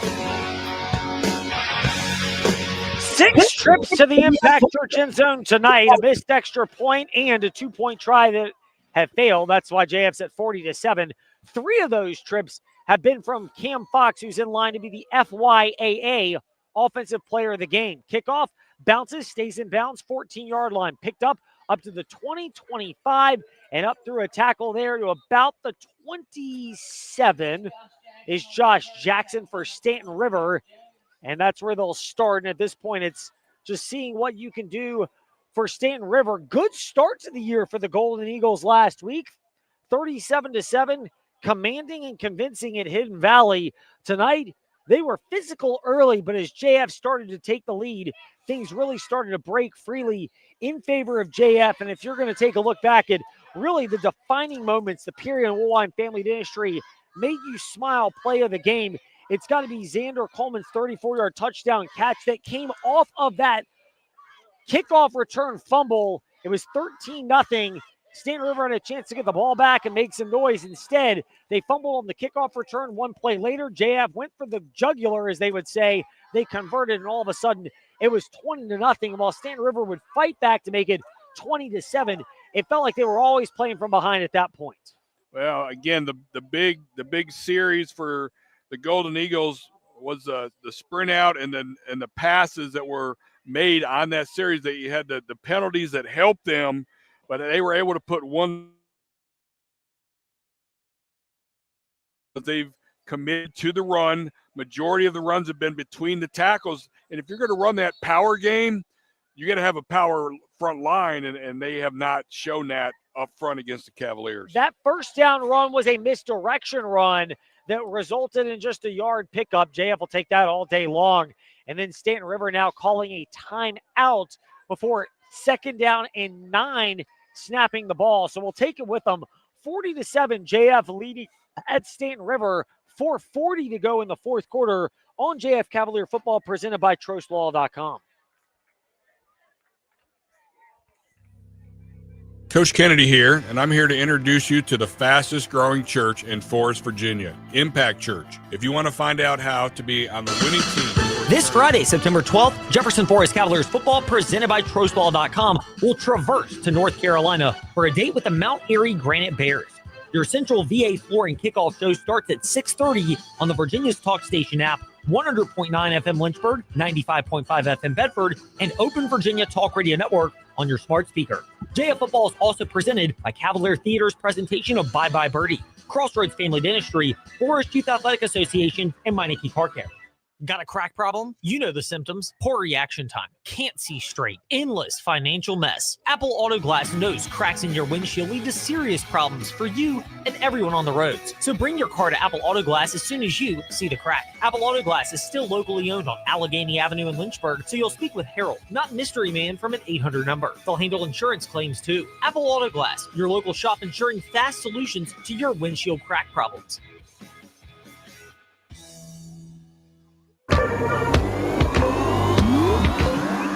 Getting you set for Jefferson Forest Cavaliers football presented by TrostLaw.com. Second down, play action, pass play from Staunton River, and Griffin Sheets, the backup quarterback, tried to throw the ball deep down the field, and it was incomplete. So it'll be third down coming up now for Staunton River, third and about 9. I formation, shooting under center, Sheets, handoff left side, and barreling up to about the 31. That's it for the Golden Eagles, only gaining about 2.5, and fourth and long coming up in Staunton River. Looks like they're going to send the punt unit on, and it seems as though Clay Fiesel and his staff are seeing what they can get, but ultimately aware that this game's outcome, 33-point margin with 4:10 and counting down in the fourth quarter, is no longer in doubt. Yeah, so great job again for Coach Cruz right now. They are just wholesale and sub second, third team guys in and out in different positions right here. So the defense did a great job holding the Eagles on that series. As this time, punt, and it's a high but not particularly deep kick by Tuning. Bounces 50, takes a Golden Eagle roll inside the 35, down to the 33, 17 yards on a quick, emphatic roll after bouncing on the near side numbers at the 50, and JF will take it at their own 33 with 3.5 minutes to go in the fourth quarter. And like the prior drive, I'd imagine we'll just see running plays for JF. Peyton Jackson's in at quarterback, but I doubt he'll run. I doubt we'll see much because now we're starting to see some of the backup ball carriers into the game for the Cavaliers, including the backup lineman as well. Yeah. Is a noticeable size drop-off from the starting unit. Still some thicker players, but those starting 5 offensive linemen for JF are rather large. Their backups have some size, but you can tell they're kind of a year away, and this is where they get that valuable experience that they might call on at times this year, but hopefully can be building blocks beyond. Yeah, definitely got second team offense in here. And you see it because it's a high snap. Jackson fields it, and he tries to fall on it back at the 25, and it's a pileup to see who will uncover that. You mentioned second team offense. It'll be second down, but that's sign number 1. The snap is awry, and, well, the clock will be moving, but that's probably the one way that Coach Cruz can exhale for JF after that. Well, I definitely put that on the center right there. That was a missile right at the top of the helmet over the quarterback right there, and he was able to get his hands up just in time to knock the ball up in the air and be able to at least jump on it with a loss of at least 12 yards on that one. Not the way you want to start for a second-team group of offense out there. Liam Hogan is the backup center. He also can play interior offensive line, and this time it's a clean snap and a handoff and a spin move out of one tackle for JF, Justin Lester, and he backs up to about the 30. This is more about just eating clock time as opposed to getting first downs or even a trip to the Impact Church end zone. You'll take it for the backups, of course, if you get the chance, but the design for JT Cruz is trying to milk away the final 2.5 minutes of what's a 40-7 JF lead. Yeah, you're looking at Peyton Jackson right here doing another handoff to one of the second team running backs right here, and then they'll call the punt team on to go ahead and punt it back over here for one last series for the Golden Eagles to wrap this game up down here in Manita. JF well on their way to a 2-0 start. Staunton River going to fall to 1-1. High snap, no, perfect snap actually this time, and a handoff, and off the left side up to the, we'll call it 34 on that interior side run off the far side, and that was a third down run for JF, and a handoff, and not much more than that. Is it was Bentley Jones who got in the tote there, and JF's going to punt it away. Their first 3 and out of the night, and it comes in a spot where they're just trying to whittle away the final 1 minute and 45 seconds, although it's now down to 35. Well, we'll see what kind of snap we get right here on the long snap to the punter. The first snap for the punt was on the ground. Let's see if he can get one back to the punter to go ahead and get that off. Walker standing back at the 20-yard line. He'll get it with about 1:20 to go. This time it's a wide right snap, and Walker gets it. It's partially deflected, and it's blocked. Back into Walker, and it's a pileup for the ball at the 25-yard line. And Staunton River, while not going to change the outcome of a 40-7 game, at least getting some positive plays that they can build upon for next week, as they've taken advantage of some of the backups for JF. Well, I tell you what, they need to work on the long snapping right there. That's 2 long snaps back to the punter that were absolutely not on target right there. One of them on the ground. That one was so far to the right, he had to run over there and barely caught it, and then that basically put him right into the line of one of the edge guys coming off the edge who was able to block that. And this is backup lineman at work. This is where you get stuff on film against varsity competition. That's the good for the coaching staff. They will have a lot of offseason and even some of this season to start pointing that out and using it as spots for improvement. Can Staunton River get another touchdown before this one wraps up? Hand off the right side. Not much traction there. Even the backup JFD linemen have been adept at plugging the hole, and it's a gain of only about 3.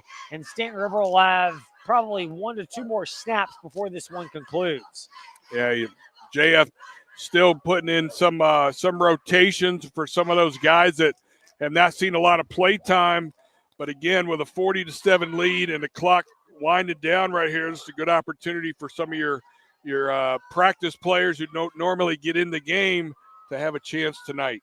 Israel Reyes-Simpson had that towed and off the right side for Staunton River, and he picked up 2, and this will probably be the final play. Clock under 30 seconds to go in the fourth quarter. Snap from under center, getting ready to take it, dropping back, now flushed out over to the left side. Griffin Sheets takes off 25-20, 15-10. He's pushed out of bounds just shy of the 5. There is no running clock. Now there's a flag that might add another 2.5 yards. It didn't look like there was anything nefarious with that push out of bounds, but the referees in front of the play seem to disagree with us. Well, see what they do right here. I mean, I thought it was a regular solid hit right on the sideline. They weren't even out of bounds yet right there, and the official threw that flag right there on basically next to the last play. It gives them a first down inside the 10.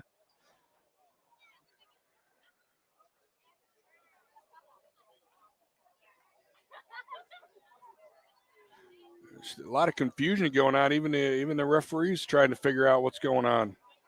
The head referee coming back like he's going to call it, and it's an unsportsmanlike conduct on Staunton River, and that's a bit more demoralizing. If anything, it may have been something that was said, but all of a sudden from being able to snap that ball in a goal-to-go situation, and yeah, it's only likely 2 plays or so with 13 seconds remaining in the game, but your backups for Staunton River could get into the Impact Church end zone and get their own level of confidence, and Staunton River could have some cosmetic points toward the end. That task, while not impossible, snapping it from the 24 becomes more challenging. Sheets, the shotgun or the under center snap, takes it, rolls over to his right, looking for a man open. He's hit from behind, steps out of that tackle, and now runs into the sideline right around the 20. 6 seconds remaining before the end of this one. And what we'll see JF go to 2-0 before their trip to the Mount Airy Granite Bears next week. We'll be down there. If you're not able to make the trip, don't worry. Come join us. VTR and Virginia Talk Radio Network app. Ask that smart speaker, open Virginia Talk Radio Network, and of course, 100.9 FM WIQO Lynchburg and 95.5 FM in Bedford. Is that what they are? The Granite Bears? I was doing a little research? I wasn't taking it one game at a time today, Coach. I was taking it 1.5 games at a time. One today and then half for next week. I got you. This would be the final play right here. 6 seconds. See what Staunton River can do to try to get a few points here to wrap up the game. Final play for Staunton River. 19 yards to the Impact Church end zone. They float a pass to the left side. Ball is deflected, knocked away, and incomplete for JF, as that's broken up by Bentley Jones, and that's how this game will conclude. Caden Calloway, with the breakup. We'll give him proper credit to wrap things up. So, JF flexing their muscles early. They withstood a little bit of resistance. They got some turnover breaks, and they assert themselves against Staunton River. 2 games, 2 challenges answered, Coach Kennedy. Well, I tell you what, another solid game by the Cavaliers, offensively and defensively. Again, Coach Cruz seeing some of the benefits, some of the payoff of those long out-of-season hours in the weight room, doing the men of summer workouts. All of that is paying off right now at being 2-0. And again, they were just too much physically for the Golden Eagles. I feel like up front, running the ball at will. Again, speed to the outside, power to the inside.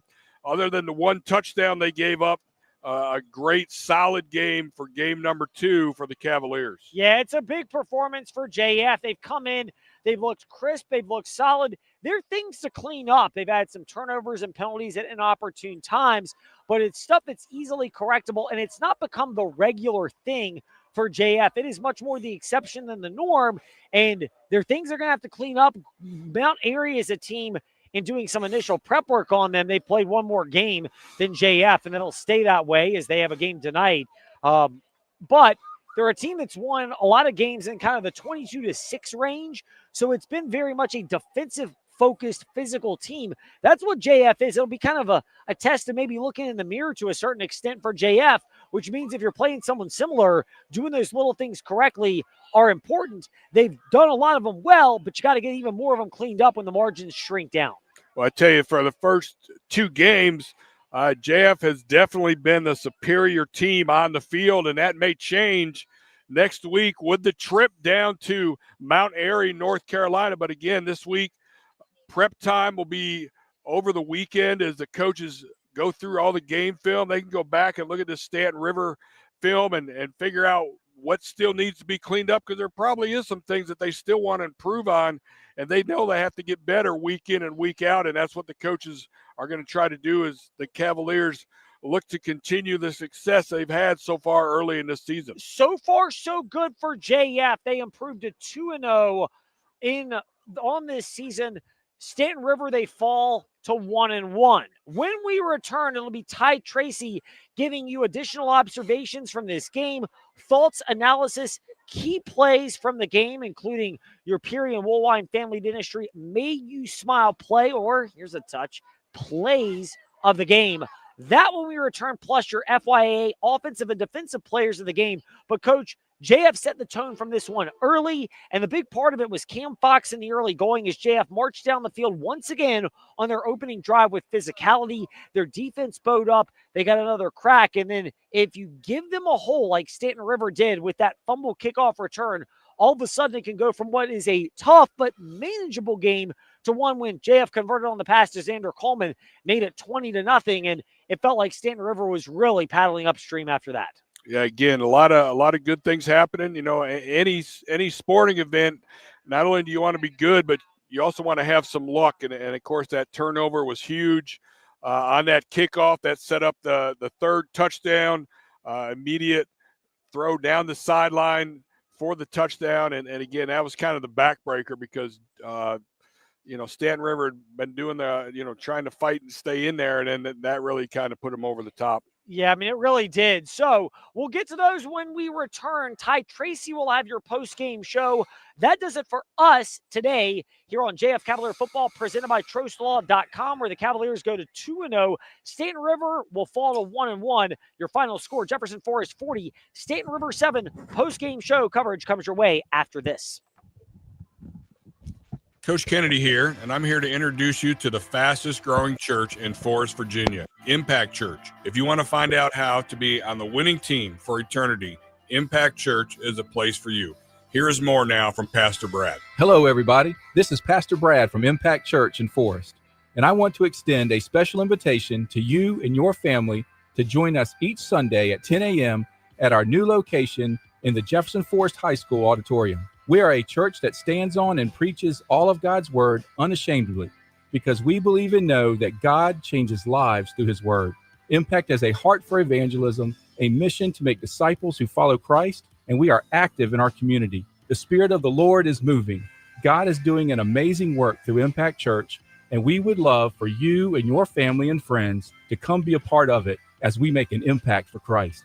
We look forward to meeting you this Sunday at 10 a.m. at Jefferson Forest High School. This Friday, September 12th, Jefferson Forest Cavaliers football presented by TrostLaw.com will traverse to North Carolina for a date with the Mount Airy Granite Bears. Your Central VA Flooring kickoff show starts at 6:30 on the Virginia's Talk Station app, 100.9 FM Lynchburg, 95.5 FM Bedford, and Open Virginia Talk Radio Network on your smart speaker. JF Football is also presented by Cavalier Theater's presentation of Bye Bye Birdie, Crossroads Family Dentistry, Forest Youth Athletic Association, and Meineke Car Care. Friday on the Fast Lane, Ty Tracy and I gave our picks for week 2 of college football and week 1 of NFL's 2025-2026 season. Plus, what did Ty do as pre-game ritual before going out on the field when he played for Heritage? Ty Tracy tells all on the Fast Lane. Be sure to tune in on 93.3 FM, 1320 AM, Lynchburg, VTR in Sports, or ask that smart speaker to open VTR in Sports. It's the perfect time to take your car to Meineke to make sure your engine starts perfectly this year. Whether you need tires, brakes, engine repairs, or simply an oil change, Meineke has you covered with certified technicians, free digital e-inspections with pictures and videos, and financing options. They're there to not only help you start your engine, but keep it running smoothly all year long. They're your one-stop shop for car care needs. Schedule an appointment today by visiting Meineke.com. Trust your key with Meineke, doing car care right. Summertime means hot temperatures, but hot deals are at InsaneRadioDeals.com. Check out great deals from the Lynchburg Hillcat, both general public and premium reserve tickets at the site right now. Try scuba classes from Aqua Trek Adventures. Plus, one of the best deals at all, Linex and Lynchburg bed liners, a $700 value for only $567. Hot deals during this hot summer at InsaneRadioDeals.com. Jefferson Forest Cavaliers football presented by TrostLaw.com.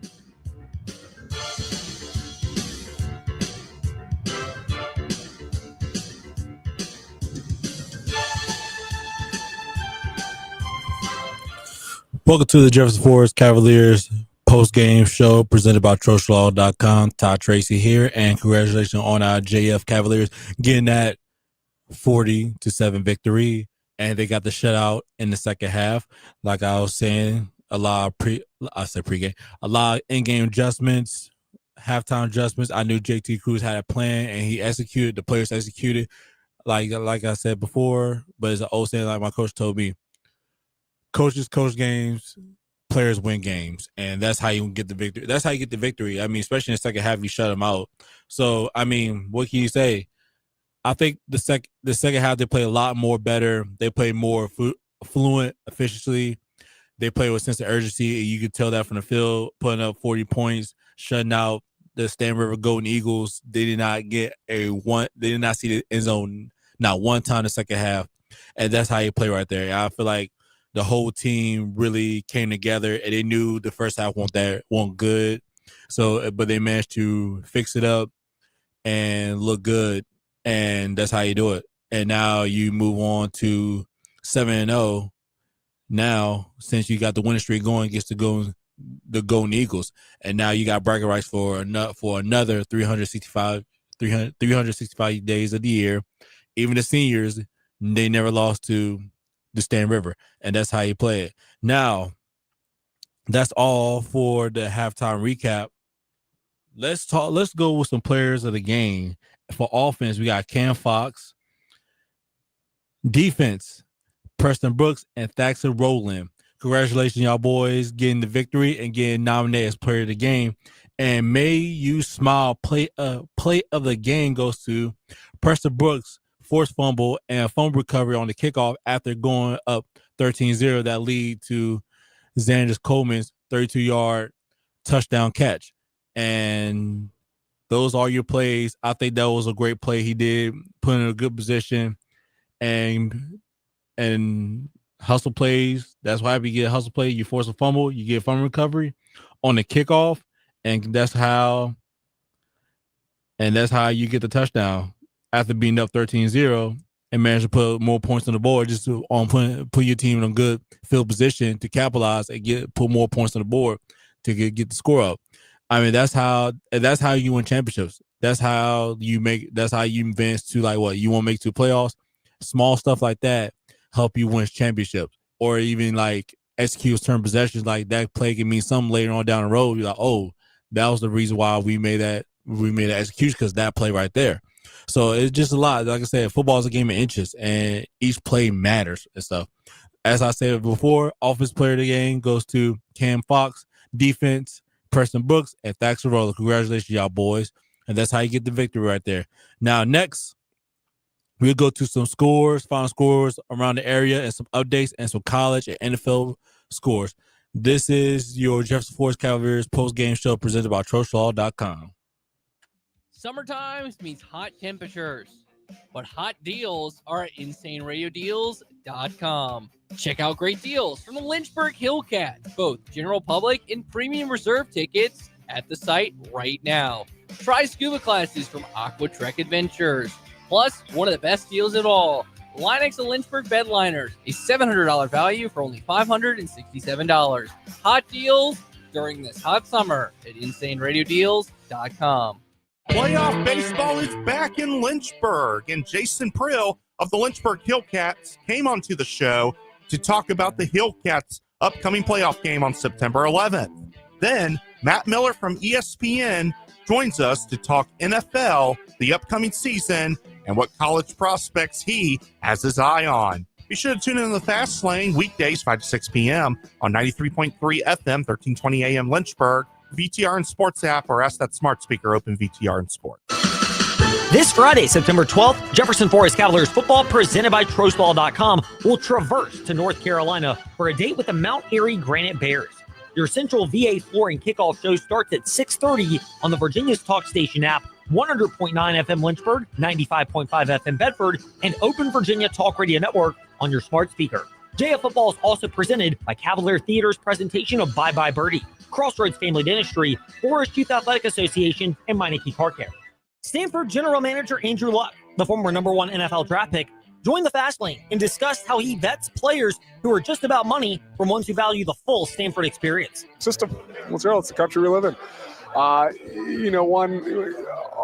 academic threshold and rigor sort of is an amazing filtering system. We gotta there's not that many guys a year that qualify, and we got to go find them and make sure we're putting a compelling, holistic offer in front of them. Scholarship, ability to come to the what I believe.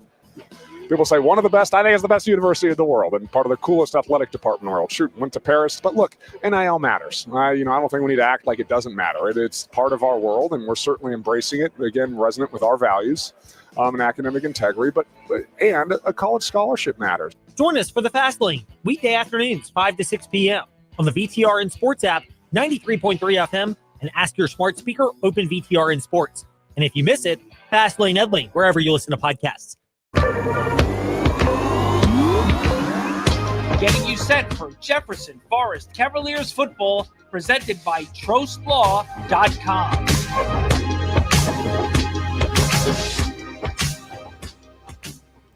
Welcome back to Jefferson Forest Cavaliers post game presented by TroSlaw.com. Now, here are some scores around the area. Still, some teams still playing, some teams are the final scores. As right now, as we have Alta Vista versus Riverheads, as right now that game's still going. As right now, Riverheads up 19-7 against Alta Vista. Radford versus Giles, as right now Radford's down against Giles 28-14.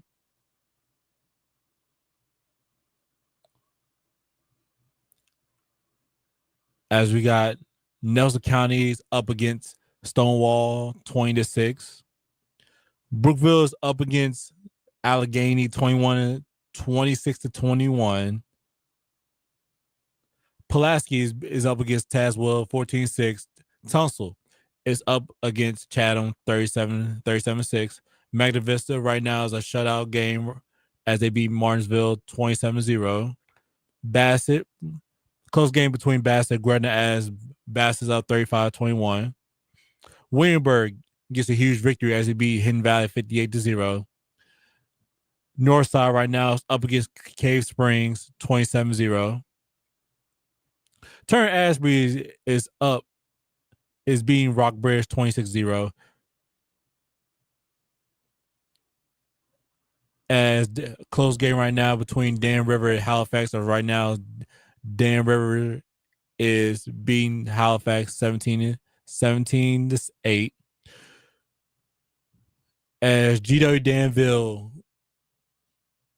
is up by 21 against Amherst County 28-7.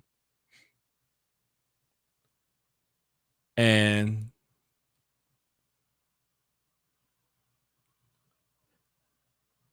as we got Spotsylvania versus, excuse everyone, Glass type ball game between Patrick Henry and EC Glass Hilltoppers. As right now, the Hilltoppers are down by 3 against Patrick Henry, 13-10. That's all your high school scores around the area. Let's go to some college football, as it's a tie ball game between James Madison and Louisville, 14-14. Western Illinois is down against Northwestern, 22-0. Northern Illinois, tie ball game between Northern Illinois and Maryland, as Maryland's up against Northern Illinois by 4, 13-9. And Boise State and Eastern Washington, midway through the first quarter, as right now Boise State is up 13-0. Now with some NFL going to the second, about the end of the first half, as the Chargers up against the Kansas City Chiefs 13-3. That's all your scores and updates around the area. Now let's go to some headlines for tomorrow and Sunday. As week 2 college football doubleheader, we got Oklahoma State versus number 6 Oregon, with coverage starts at 3:00, with kickoff starts at 3:30 p.m. Eastern time. Vanderbilt takes on the Virginia Tech Hokies, with coverage starts at 6:30, kickoff starts at 7:30 p.m. Eastern time. As I said before, with a doubleheader in college football, as the Oklahoma State versus the Oregon Ducks, with kickoff starts at 3:30, coverage starts at 3. Vanderbilt will take on the Virginia Tech Hokies, with coverage starts at 6:30 p.m. and the game kicks off at 7:30. With NFL triple header on Sunday, the first week of NFL football, as we got the first game of the afternoon, as coverage starts at 12:30 p.m. with the New York Giants versus the Washington Commanders, with kickoff starts at 1. Next, we had the Detroit Lions versus the Green Bay Packers, with coverage starts at 3:45, with kickoff starts at 4:25 p.m. Eastern time. Sunday night game as a playoff matchup between the Buffalo Bills versus the Baltimore Ravens, as kickoff starts at 8:30 p.m. 8 o'clock p.m. Eastern time, with coverage starts at 7:30. The Monday night matchup between the Minnesota Vikings versus the Chicago Bears, with coverage starts at 7, but kickoff starts at 8:15 p.m. Eastern time. As I said before, the New York Giants versus the Washington Commanders, with kickoff starts at 1 p.m., but coverage starts at 12:30 p.m. Second game, we had the Detroit Lions versus the Green Bay Packers. Coverage starts at 3:45 p.m. Kickoff starts at 4:25 p.m. Eastern time. As the Baltimore Ravens take on the Buffalo Bills, with coverage starts at 7:30 p.m. and kickoff starts at 8 o'clock p.m. on Sunday night. And your Monday night matchup with the Minnesota Vikings versus Chicago Bears, as coverage starts at 7 o'clock p.m. and kickoff starts at 8:15 p.m. Eastern time. Now, that's all. That's everything for your post-game show. We see y'all next week when our Jefferson Forest is on the road again down to North Carolina, in the mountains of North Carolina. As I'm Todd Trace for tonight, thank you for listening to the Jefferson Forest Cavaliers football presented by TroSlaw.com. Now we'll head back to our local radio channels. College football reporter Ryan McGee joined the Fast Lane and discussed if Dale Earnhardt Sr. is the greatest what if in the history of sports. It's the greatest what if in the history of American motorsports to me is how different would everything be, like not just with the Earnhardt family, but how different would NASCAR be? If Dale Earnhardt, I watched him do it. I started in the garage in the mid-'90s. 1996 was the first year I was on the road, like 20-plus races a year. And you're talking about, this is high holy Intimidator days, right? And Jeff Gordon versus Intimidator, and these were good days. But at that point in his life, if Dale Earnhardt walked into the NASCAR trailer and said, y'all are making a mistake, don't do this, the only person on planet Earth that could convince Bill France Jr. not to do something was Dale Sr. Join us for the Fast Lane, weekday afternoons, 5 to 6 p.m. on the VTR and Sports app, 93.3 FM, and ask your smart speaker, open VTR and Sports. And if you miss it, Fast Lane Edley, wherever you listen to podcasts. Playoff baseball is back in Lynchburg, and Jason Prill of the Lynchburg Hillcats came onto the show to talk about the Hillcats' upcoming playoff game on September 11th. Then Matt Miller from ESPN joins us to talk NFL, the upcoming season, and what college prospects he has his eye on. Be sure to tune in to the Fast Lane weekdays 5 to 6 p.m. on 93.3 FM, 1320 a.m. Lynchburg, VTR and Sports app, or ask that smart speaker, open VTR and Sport. Summertime means hot temperatures, but hot deals are at InsaneRadioDeals.com. Check out great deals from the Lynchburg Hillcats, both general public and premium reserve tickets at the site right now. Try scuba classes from Aqua Trek Adventures. Plus, one of the best deals of all, Linex of Lynchburg bed liners, a $700 value for only $567. Hot deals during this hot summer at InsaneRadioDeals.com. This Friday, September 12th, Jefferson Forest Cavaliers football presented by TroSlaw.com will traverse to North Carolina for a date with the Mount Airy Granite Bears. Your Central VA flooring kickoff show starts at 6:30 on the Virginia's Talk Station app, 100.9 FM Lynchburg, 95.5 FM Bedford, and Open Virginia Talk Radio Network on your smart speaker. JF Football is also presented by Cavalier Theater's presentation of Bye Bye Birdie, Crossroads Family Dentistry, Forest Youth Athletic Association, and Meineke Car Care. Quite frankly, the gas, a lot of, I went miles and miles. I loved it. Absolutely loved it.